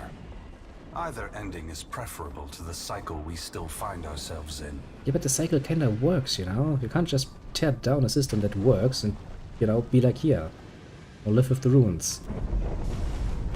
And also, could you maybe lift me out of the volcano just for... Go on, wait! Before it's too late! You gotta take the souls I harvested for you! The priestess thrusts her light-pulsing lantern outward, as if waiting for Aethys to take it from her. They are not for me to take. Shodi, you are their guardian now. You are their protector. You have taken responsibility for them, and only you can decide their fate.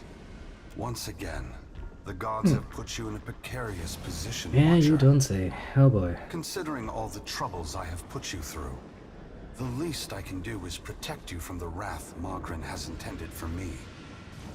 Roll eyes. Oh, praise Eosas. What an amazing gesture. For your sake, I will ignore that. Come on, I couldn't Brace help myself. yourself, Watcher.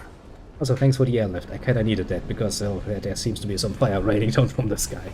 And I would like to get out of here. Guys and gals, we are literally being touched by the hand of God right now. Even better. Despite herself, Shodi squeals. Trembling, she sways on her feet as if she might faint. Yeah, it's basically like meeting your old lifetime star that you have really loved for forever, basically. You're like, I'm gonna faint now. Even better, we're not just going to get touched by it, we're gonna ride the hand of God. Tasty. Hey, Aethys, we're not done here. You and I, we're not finished. Don't think you can just move me aside like all the rest. Yeah, I'd like to point out, physically speaking, he can just move you aside if he wants to. I mean, he's fucking big. Maybe you can't be stopped. But on behalf of everyone you've trampled, betrayed, and ignored, I'll be coming to see you again. Adair spits. In the surging heat, it never reaches the ground. Honestly, I'm with Adair at this point. I have some more qualms about his nonsense. Perhaps we will meet again, Adair. Until then, take care of the Watcher. Yeah, he will. He's one of our bestest allies, honestly. Has been forever, basically.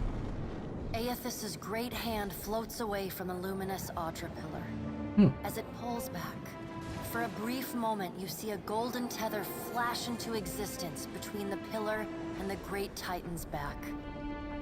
When the Audra fingers gently cradle you, there is first a sensation of warmth, but it is followed by a harsh splitting of consciousness. Your awareness vacillates erratically between the physical world and the spiritual dimension of Sometimes we all hate being a watcher and being able to see all of the soul nonsense. Your soul glides amid the many trapped with Aethys. As your brilliant form passes by them, they call and reach out for help. Below Aethys's body, the volcano erupts. Molten rock rushes over the great Audra body, but does not slow its movement. Rathun rush to higher ground, but cannot outpace the lava, which overwhelms and consumes them as it rises. I kinda figured as much. See, that's why it's so great to serve one of the gods. Argon is like, well, I'm just going to explode the volcano. What do I care about my most ardent followers? You wonder why the gods are so beloved in my books. They are a pain in the ass. At the best of days. Outright deadly when they're not feeling basically in spiffing top condition. Yes. I do wonder why nobody ever looks back like, wait a second, my predecessors who have followed Magra, well, any of the gods basically, ended up dead by a whim of the gods. Maybe it's not a good idea to follow them. Just maybe. Your attention returns to the heart of Aethys's body. Oh, once again. Deep within the whirling masses of souls, you again sense your own presence. The fragment that was taken from you. Hey, other side of me. You reach out to it as it reaches out to you. Nice. You meet somewhere in the great mass of Audra, the rest of the souls fading at the edge of your awareness. Honestly, in this game, very few of them are at least good intended. Yeah, I mean, it speaks kind of for Eos that he actually has good intentions, but he does make such a bloody mess of everything. And he really doesn't understand that, you know, the means by which you achieve your goal also are somewhat relevant to your cause. If you just stem through, well, the fucking Deathfire, crushing anything that you, maybe not intentionally, but step on, that's not a good way to get to your goal, honestly. Also, you know, you could just stop and try to explain some things, and I mean, you would have probably get in a few more people to understand and be like, yeah, you know what, actually, what you're saying, it's probably reasonable. Yes, of course, are just hell-bent on doing whatever the fuck to keep the status quo. I mean, I get it, you know? They've been gods for hundreds of generations at this point of cave kind. Why stop this? Yeah. Well, I mean, that whole thing get back to the fucking Ingwithians going like, oh shit, there are no gods, but we need gods. Well, then why don't we make gods? Yeah, no, actually I don't think Eos has any sort of malice in his behavior. It's just that he should really consider the consequences of his actions a bit more. I mean, he is a god, so he should have necessary brainpower to be able to do that. The fact that he doesn't do it, that's just negligent, basically. He's not nearly doing enough, honestly. And at least the other gods can claim for themselves that they are not actively engaging on Eora. I mean, to be fair, Whale has his body somewhere hidden away. Not any longer though, because I kinda gave that body to Gonzalo. Totally not gonna fuck me in the ass at some point, but it was fun for a moment, I will have to say, and I couldn't resist. I guess technically speaking, I'm a bit more of a future problem for Eora than... But yeah, let's not go there yet. I might have fucked up at that particular point, I'll admit. It just was a funny option. Can I say? I was drawn to it. We are together again. Are you ready to be together again? Well, I mean, why wouldn't I be? You're kind of part of me, aren't you? Since we've parted, you've become someone else. I have become myself. Which place? Well, like, you know, two sides of the same coin. Come back to Papa. When we join, or Mama, that is what. We won't be ourselves anymore. You know, obviously, we'd be something better. Your senses yank back to your body, still in Aethys's hand. There is light, sunlight. He has emerged from Ashen Maw, the rim of the volcano and the great keep of the Rathun collapsing behind him. The Audra is barely visible through the thick lava covering his body. And still, he moves. Yeah, I don't think actually the Audra is affected by the lava. You probably would need a lot more heat. And even if it were somewhat affected, that particular Audra holds a freaking god. That combination should be somewhat resilient. See, this is another of those points. Magran is either a complete idiot, or just, I don't even know, fucking emotional as fuck. Realistically speaking, Magran should know that even if she explodes the fucking volcano all over him, all over his face exploding most brutally, he's just gonna stand there and be like, well, I need a napkin now. A stone-made napkin that's not going to be, you know, burning up from all of the lava in my face, but technically speaking, that's all that's going to happen probably. And Magran should be well aware of that. Still, she has no problem just exploding the whole fucking volcano at the base of, well, basically those champions who consider themselves somewhat close to her, without a second thought. and nothing has been reached. No progress has been made in their grand scheme to stop Eosas. And the only one that really loses out are the poor mortals who fucking had the misguided sense of obligation to follow fucking Margran, apparently. Yeah, makes religion in this world really attractive, doesn't it? The ocean is gone, water sucked away, leaving only the bare seabed glistening in an ominous silence. You summon the strength to turn your head. Through the cracks in the great god's fingers, you see a wall of water. And the next god tries to stop him. Taller than Aethys, as tall as the moon. I'm sure Aethys just stands like, ah yeah, after that fucking hot lava bath I just had, having a nice cool bath in ocean water is just what I was looking for. Ah, God thank for the gods and their helpfulness in my alleviation of pain and suffering of my poor little suffering body. The wave slams into Aethys. His hand closes, protecting you from the devastation. Somewhere in your mind, you hear Andra screaming. Also, you know, considering that I'm basically the bitch boy of the gods, having to do their bidding, they really do not hesitate sacrificing me, don't they? As I really want him dead, but the problem is, I'm technically one of their best servants, and they just, you know, randomly decide to pretty much murder me with him, if they can. That's not nice. Do you wonder why I spent basically half the game just complaining about those bitches?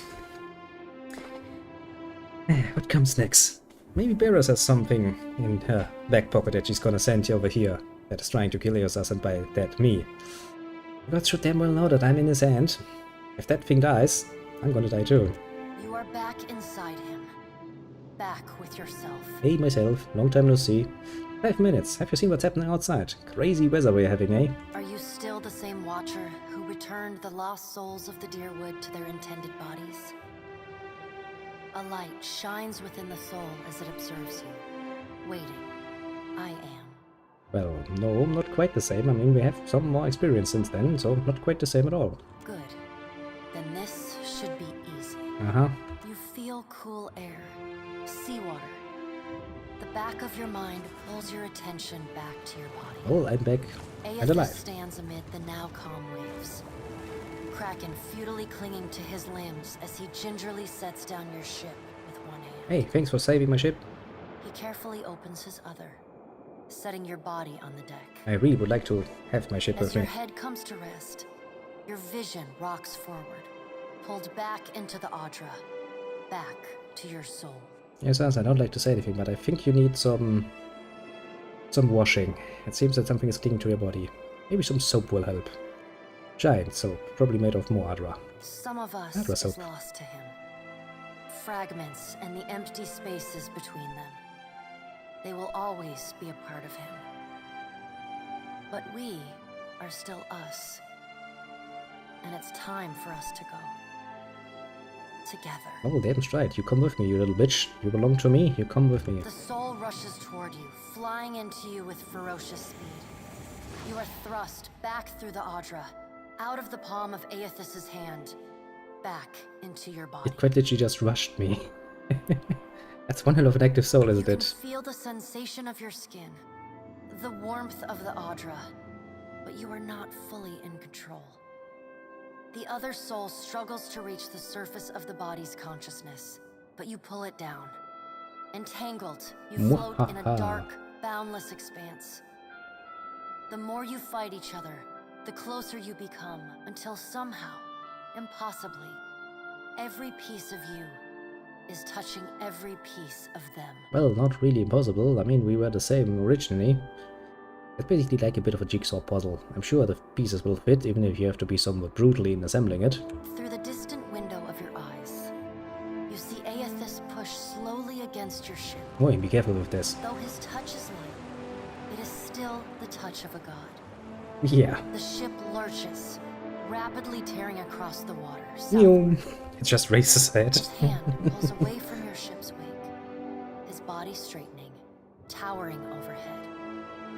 The volcanic rock, now cooled and gently steaming, sloughs from his body as he moves. Yeah. The Audra beneath is still immaculate, unmarred.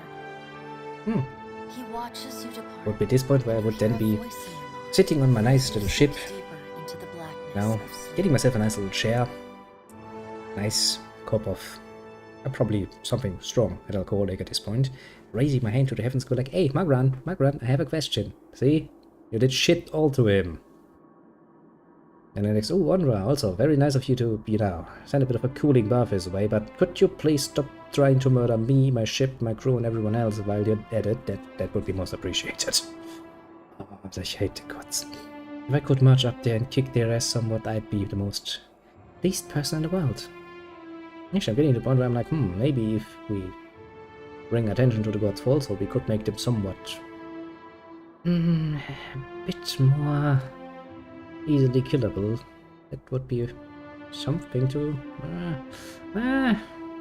maybe I should rethink my position on yourself. Maybe we can actually find a nice little neat hole so that we can find our way to kill the fucking gods. Those fuckers have really, you know, they have it coming. It's no other way to saying it.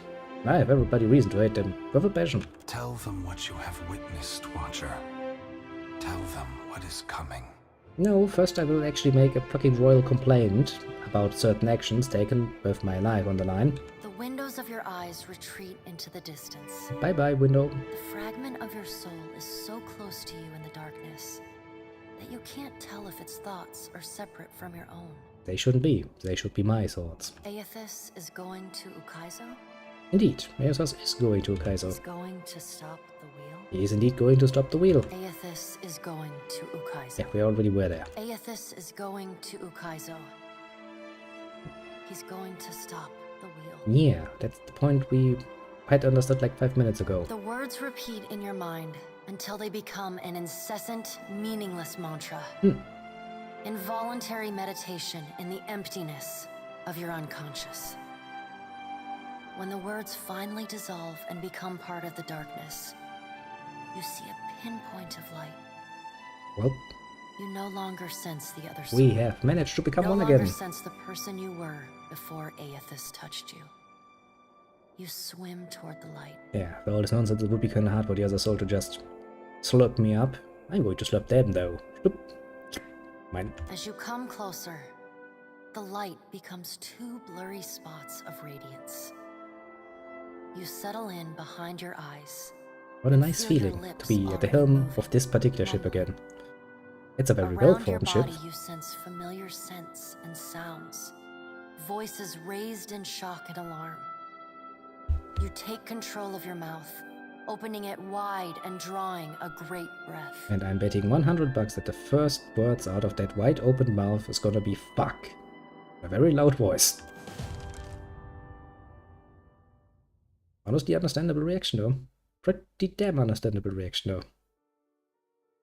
It's like what happened? Well, the usual, just a bit of a fighting, you know, in small details. Only headache drags you most of the way back to your senses. Your vision blurs, and an acrid taste fills your parched mouth. The details of the room slowly come into focus. Sounds of ongoing debate, a distant echo. Are we simply going to wait?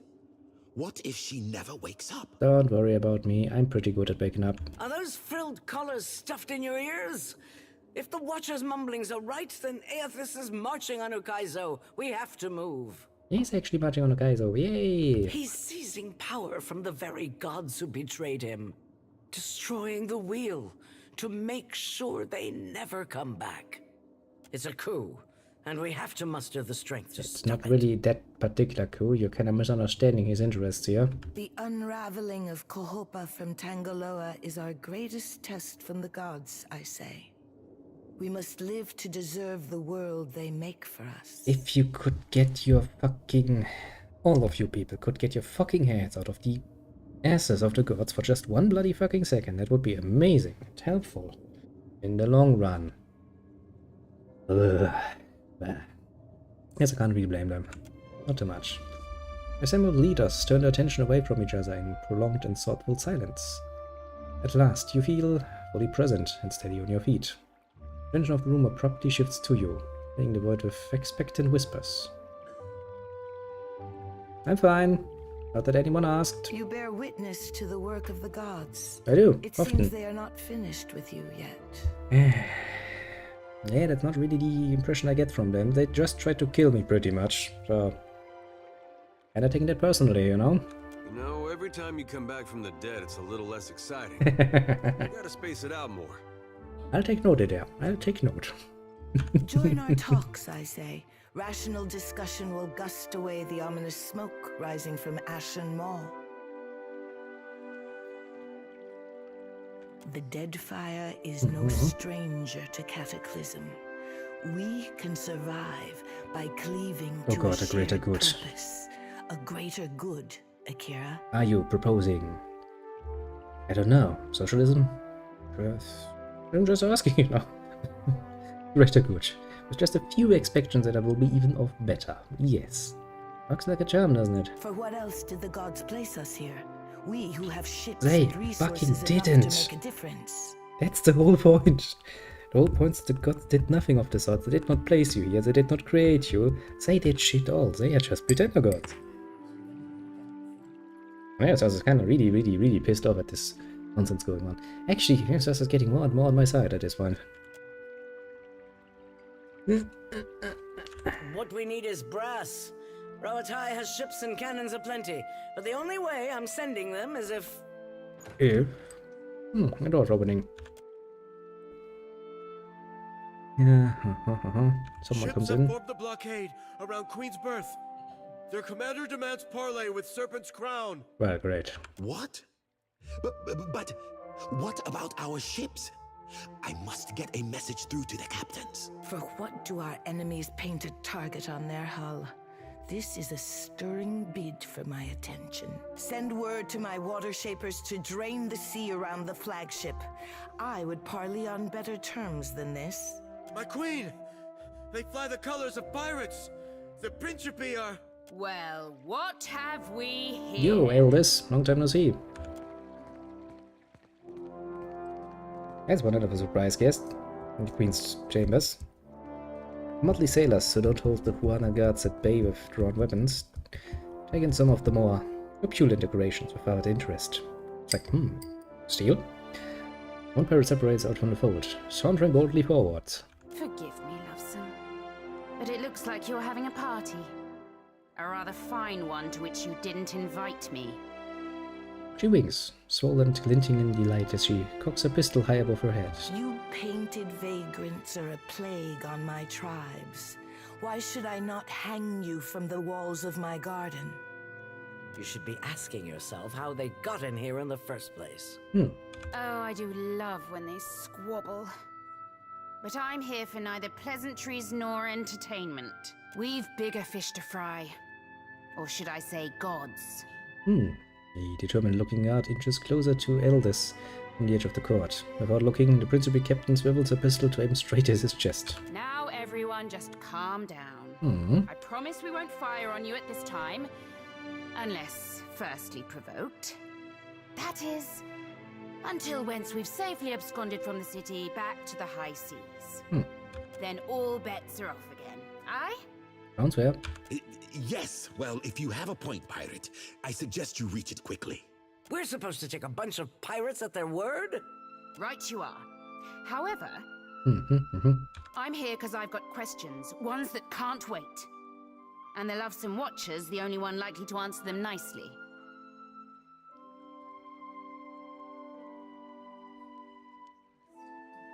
If we want to reach Ukaizo, we'll need every ship at our disposal. Ukaizo? What's the lost city of gold got to do with a god on a rampage? Well, Isis is going there to break the reincarnation cycle. Well, fuck if that doesn't put things into perspective. Really does it, doesn't it? But what's that even mean in the long run? Folks who die won't be coming back again.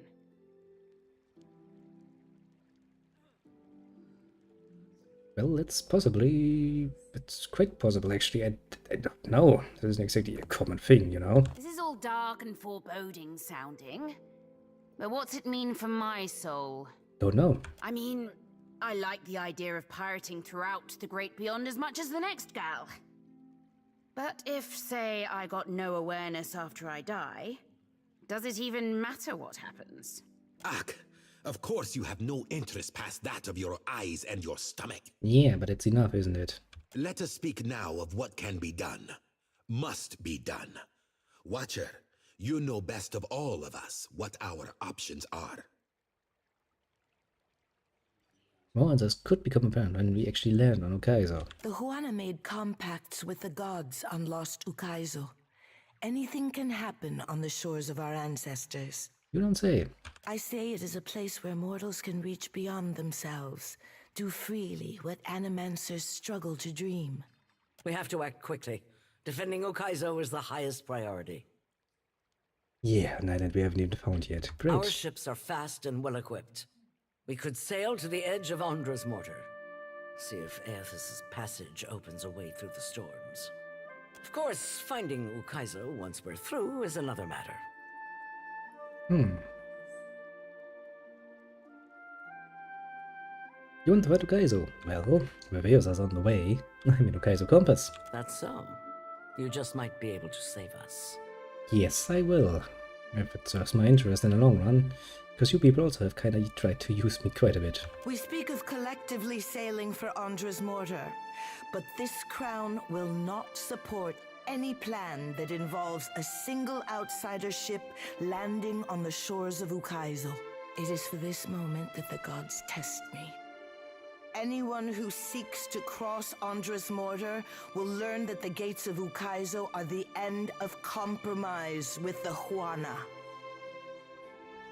Can everyone please agree to an armistice while we work through this crisis? I don't mean to let Aethys end us while we bicker.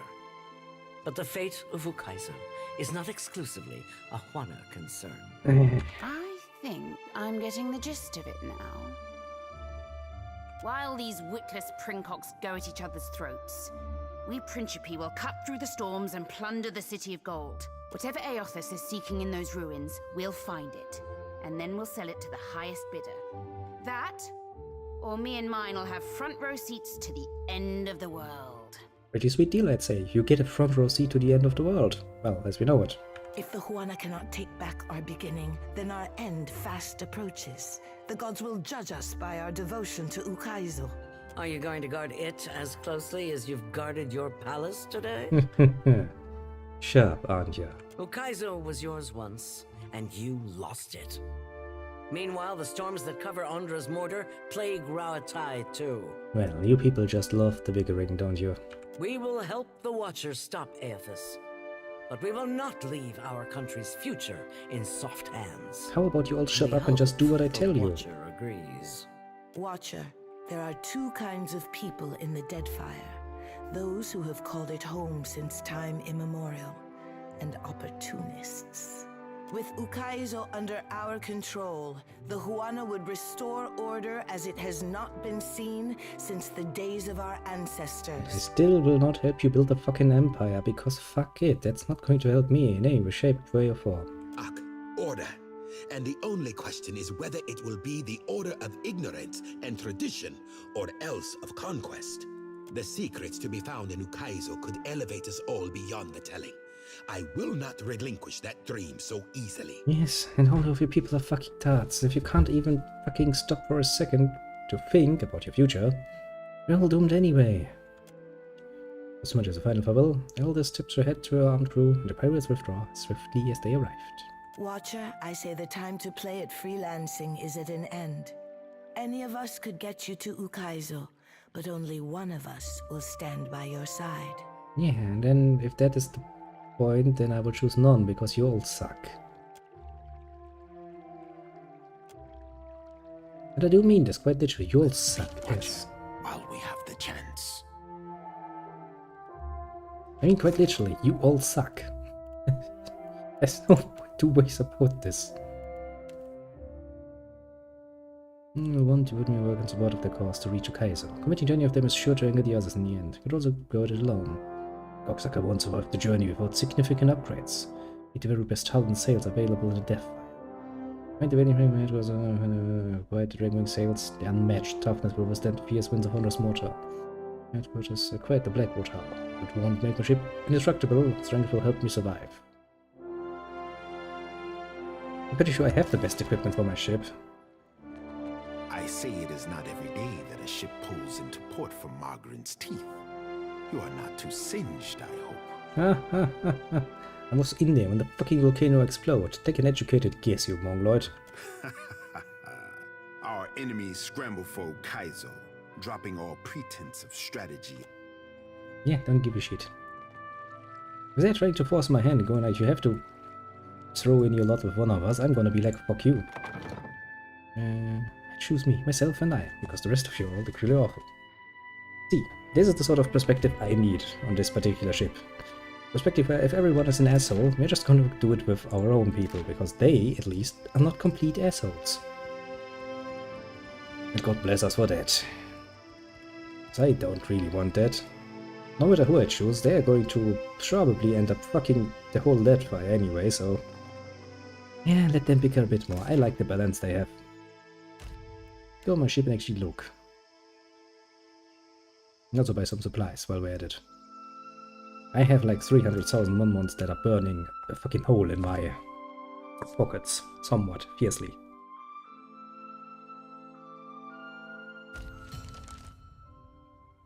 Yeah, let's read it. Yeah, my dearest Watcher, I got with an agenda tends to put things into perspective. No more than ever, it is imperative we commandeer the floating hangman. Monsieur that we chase Eosas to Kaizo. Called a meeting of the Consulaglo Mescasitas. Please sail to the Nash and join us as swiftly as the wind will bring you. Okay, so the pirates are in some action. Supply. Let's sort this by money.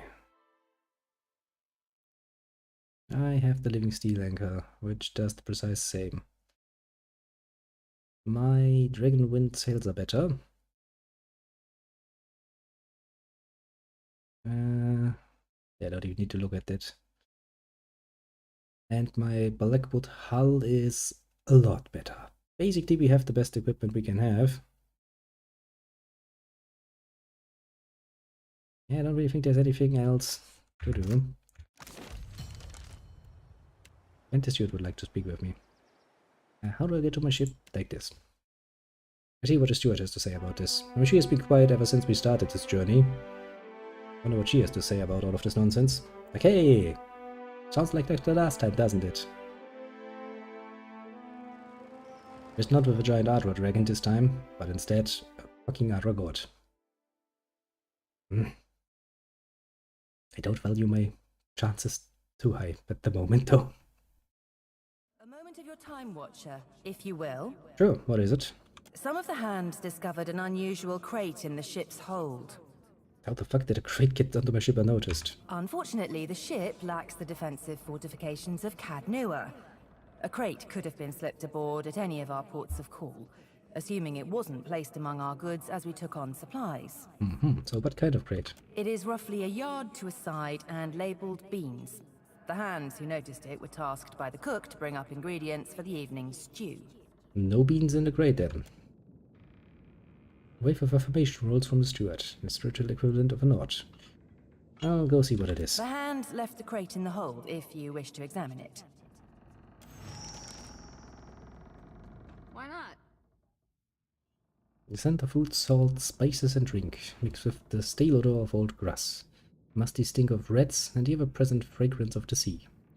Cocksucker rocks gently. You hear faint whispers, like the quiet brushing of the winds against the sails. Then you find the crate in question, its sides split by crowbars, and dry grass used as packing materials built across the floor. Within stands an intricate crafted chest of some dark tropical wood. A polished visage peers up at you, a triumvirate of wild animal faces, carved in the swirling Huana style. Front of the chest bears an iron ledge, affixed to a complex iron mechanism that runs to the top four corners of the chest. You see no bolts or cables. Examine it.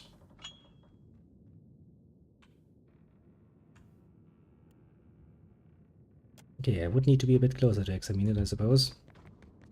Leave it to me. Examine it. Examine the carvings. In the chest. You turn the ledge to the right and a series of metal arms shift with it. Clasp holding the top, the chest comes free. You easily lift the lid. Lying within, cradled by dry grass, is an Amoran head, with the flesh of its neck raggedly cut free from the rest of its body. wherever that might be. Should be down grim cargo. Can't say I was expecting a head. Not even a little. Want me to fetch my lantern?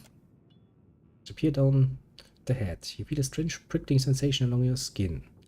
Soul energy rises from the crate, throbbing in the air in time with the beating of your heart. Begins to take shape before you.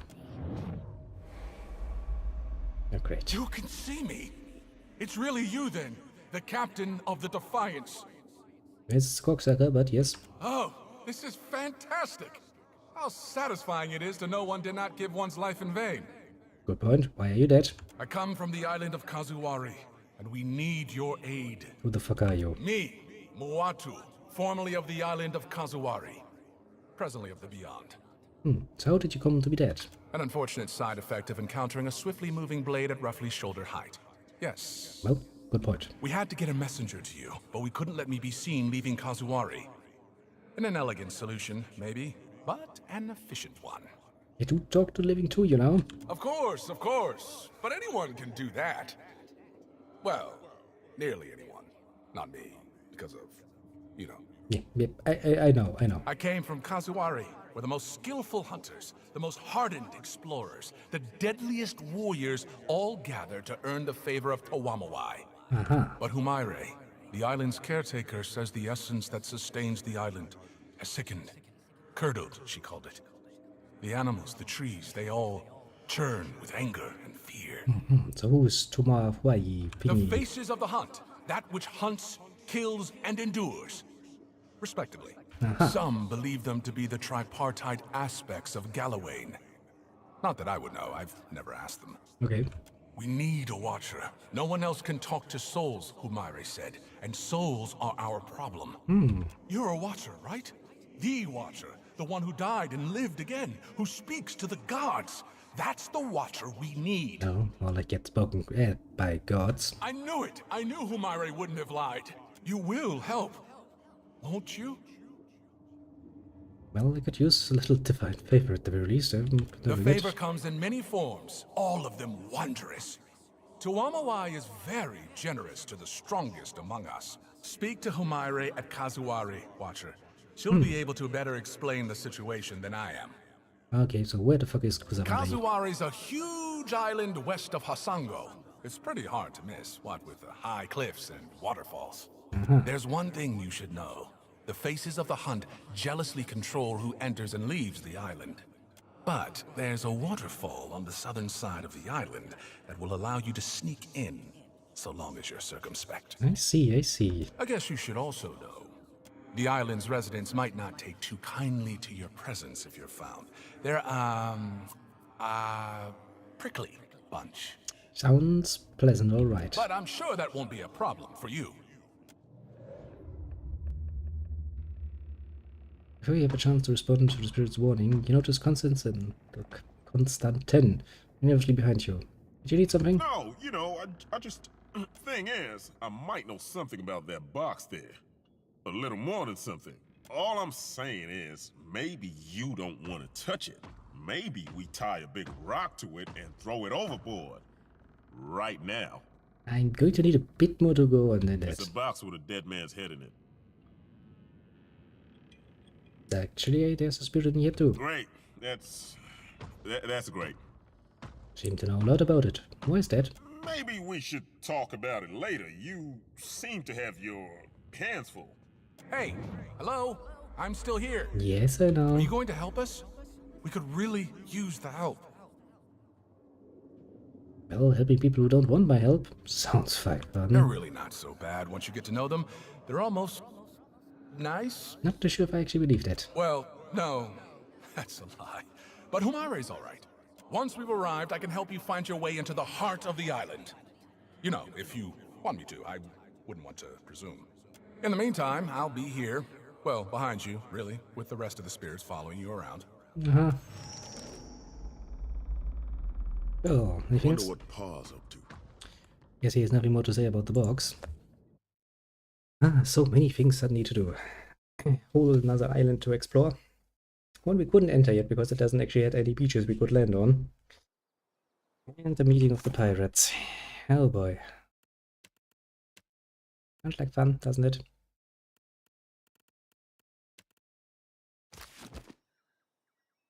Well, and first we sail to Dunash, and well, since we're kinda going towards the final confrontation with Eosas on Hokkaido, that sounds most definitively like the game's end, I would say we should probably take care of everything beforehand. You find yourself in cold, suffocating Oh, darkness. great. There is a familiar weight in your hand. A lantern. It sputters to life, and the world shifts into focus. Great. A staircase spirals endlessly below you. With nowhere else to go, you start down. Not a few moments have passed before you encounter a nondescript door sitting just ajar. It's unclear what lies beyond. But then, you hear the tinkle of a bell, high and sweet, ringing in the room beyond. The sound is familiar, captivating, like the singing of stars. Yep, it's Barrett again, I know. You step inside. A wave of blistering No, not even heat just hits Barrett. you. Then a sea salt wind. Divine voices boom and screech. Their words shake the platform beneath you, shake the very air around you. The gods are fighting. Let's see here. Ngati, also known as Ondra. A bit of a bitch, tried to murder me once. Wodeka. The whole fucking cult was quite busy trying to murder me. Quite often. Well, he does not really try to kill me most of the time. As long as it's not fun for him, that is. Perse, bitch is blackmailing me to do her bidding. Doesn't really give me a choice. Magran just recently tried to kill me with a fucking volcano. Same with Ondra actually, just with water. Adia, pretty much the only one who has not actively tried to kill me. Yet. Lay your blame elsewhere, Wodeka. I won't suffer your arguments any longer. Magran looms large before you, an accusing finger leveled at the melted visage of Wodeka. Wodeka screws her mouth into a sneer. You fool! If only we had attacked him when I first proposed it. Accusations drip bitter as bile from her tongue.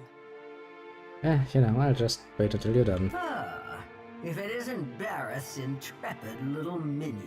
Yeah, I'm very happy to see you too, little asshole. The pallid knight looks down at you, a frown etched deep in her otherwise statue-still features. I am afraid we are not at our best. You don't say. The Watchers return. Perhaps we should hear what she has to say. Helia's birds chatter anxiously among themselves. Wal's many eyes alight on each god in turn. We make little enough progress on our own. Roll your eyes, that's obvious. Not for lack of trying. Feathers rise along the crest of Helia's head as she stares pointedly at Magran. We try, but agreement eludes us. Ondra's you don't say. storm-dark eyes swivel to meet yours. Is there nothing we can do? Magran glances at the pallid knight from the corner of her eye. After a thoughtful pause, she speaks. The time has come for us to seize the power we have long left untouched, and absorb our scattered children. Ondra nods, her lure bobbing bright. Terrible though it would be, perhaps you are right. Didn't Magran mention this once before? I did, and I was scolded like a child for my terrible audacity. A curl of steam rises from her nose. The pallid knight looks on, impassive. Should we be killed, we may possess the bodies of our godlike children. Or should we face a force too powerful to stand against, we can absorb their souls, granting us additional strength. What? Yes. Thousands of their lives would be forfeit to serve the greater good. The pallid knight speaks with the chilly temperance possessed only by the god of death. Who's good? Yours? You We are your fucktards. gods. You're not Forged of my thousands gods. upon thousands of willing souls sacrificed on the altar of progress. Yes, our good is greater. Fuck you too. This is a fucking democracy, and I have not voted on this shit. Last time I checked, at least. Pretty sure I would have, you know, be aware.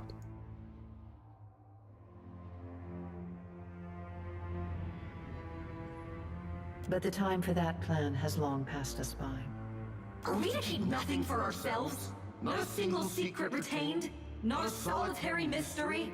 Magran elbows one of Wal's floating eyes away. Aethys will lay bare our every secret soon enough. What is 1 or 2 revealed now? But we get ahead of ourselves. First, the Watcher must get to Ukaizo, and that will be a trial all its own. Right, because I haven't had one of those lately. Magrin smiles. And more are yet to come. The gods are really trying my patience. Can I just send them a nice little, you know, raised middle finger? Just rip them off a bit before I go? The Guardian of Ukaizo has stood watch over that place for millennia. It will not stand aside, not even for Bareth's herald. Helia, who had been lost in quiet, anxious conversation with her birds, breaks in.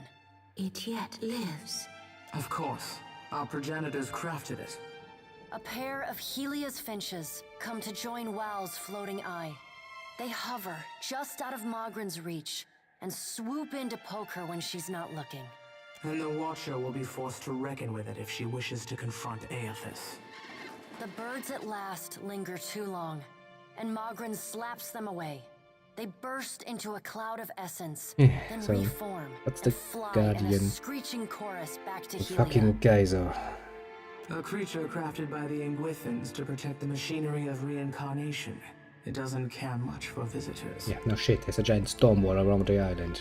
Will you divulge our every secret to the Kith, Magrin? Magrin shrugs. If it suits me. Go prepared, Watcher. The Guardian will not stand aside, not even for the Herald of Bareth. Why can't you just get rid of it? It is its own creature, Watcher. It does not listen to us.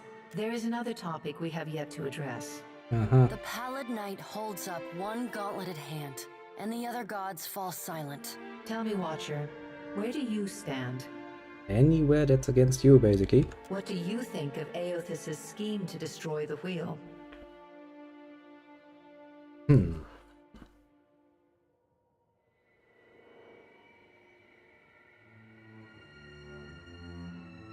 What does it mean? What will happen when he destroys the wheel? The Pallid Knight spreads wide her hands.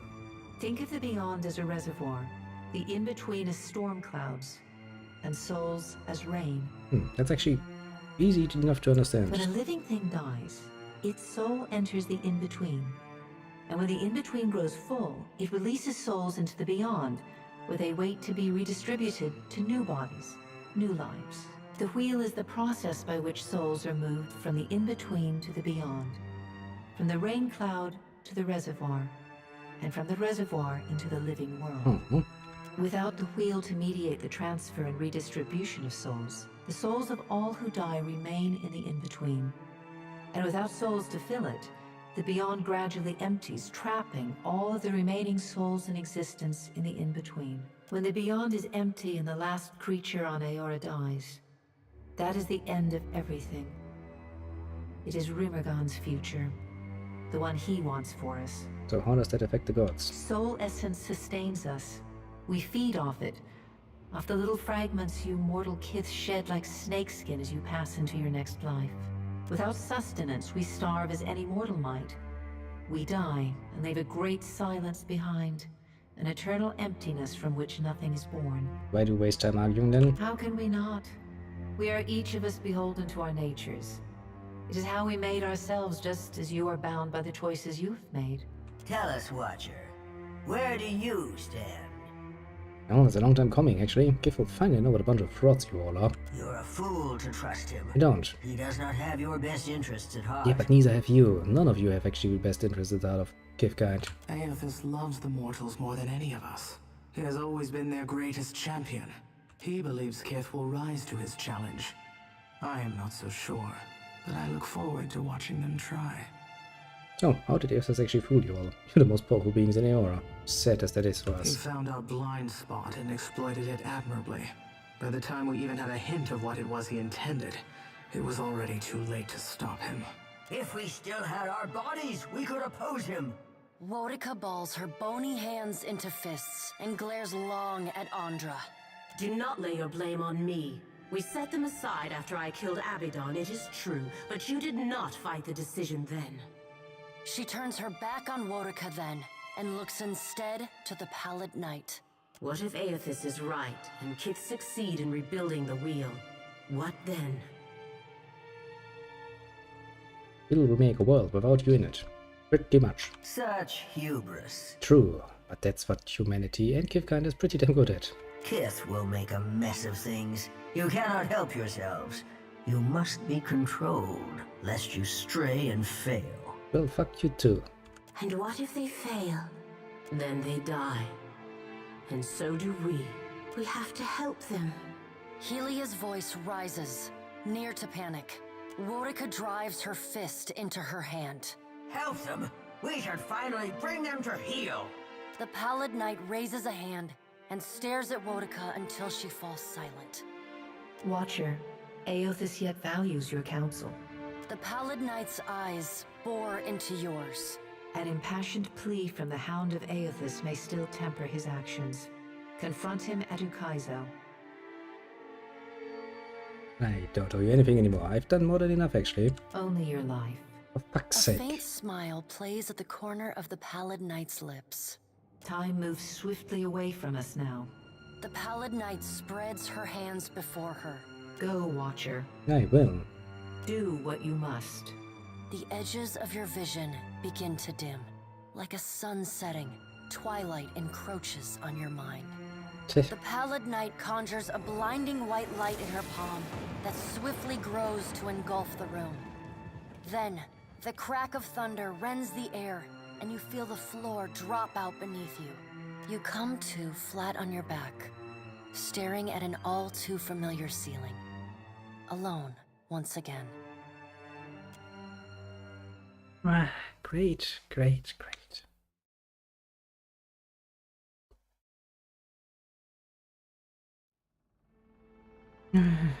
Trouble left, trouble right, trouble in the center, trouble bloody freaking everywhere. Oh boy. You don't make it easy on me, do you? Well, let's settle it over to Dunash, but I think actually... For fuck's sake. Yeah, help recover from your ordeal at Novel Steve. Proceed with Temple Commander Brass Citadel when you return to Nigataka. The way to Kaizo lies open before us, but require your help of final matter. We lost one of them.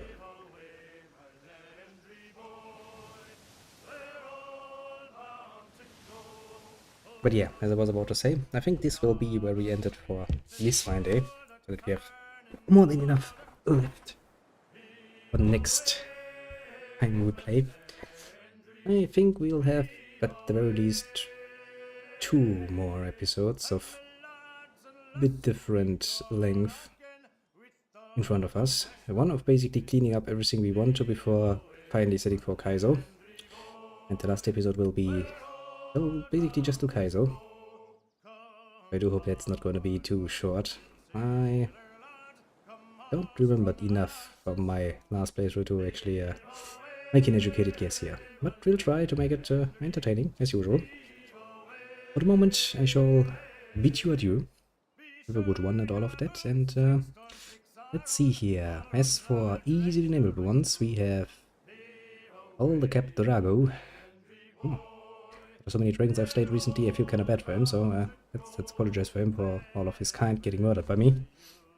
Be that in, you know, Elden Ring or here. Those poor sucking creatures.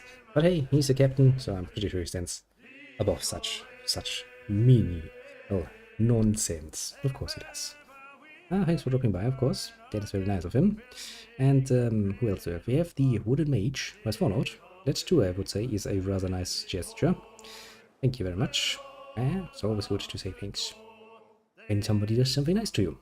Important to do. As for everybody else on the more lurking kind of things, do feel appreciated too.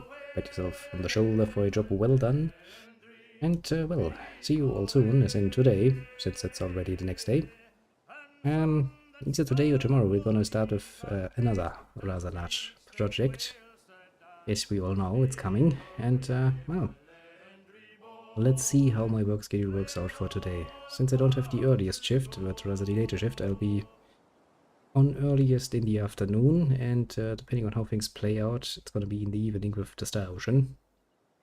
Depends a bit on how things go. We'll see, we'll see. Hoping for the best and expecting the worst. Works wonders. For the moment, once again, have a good one, and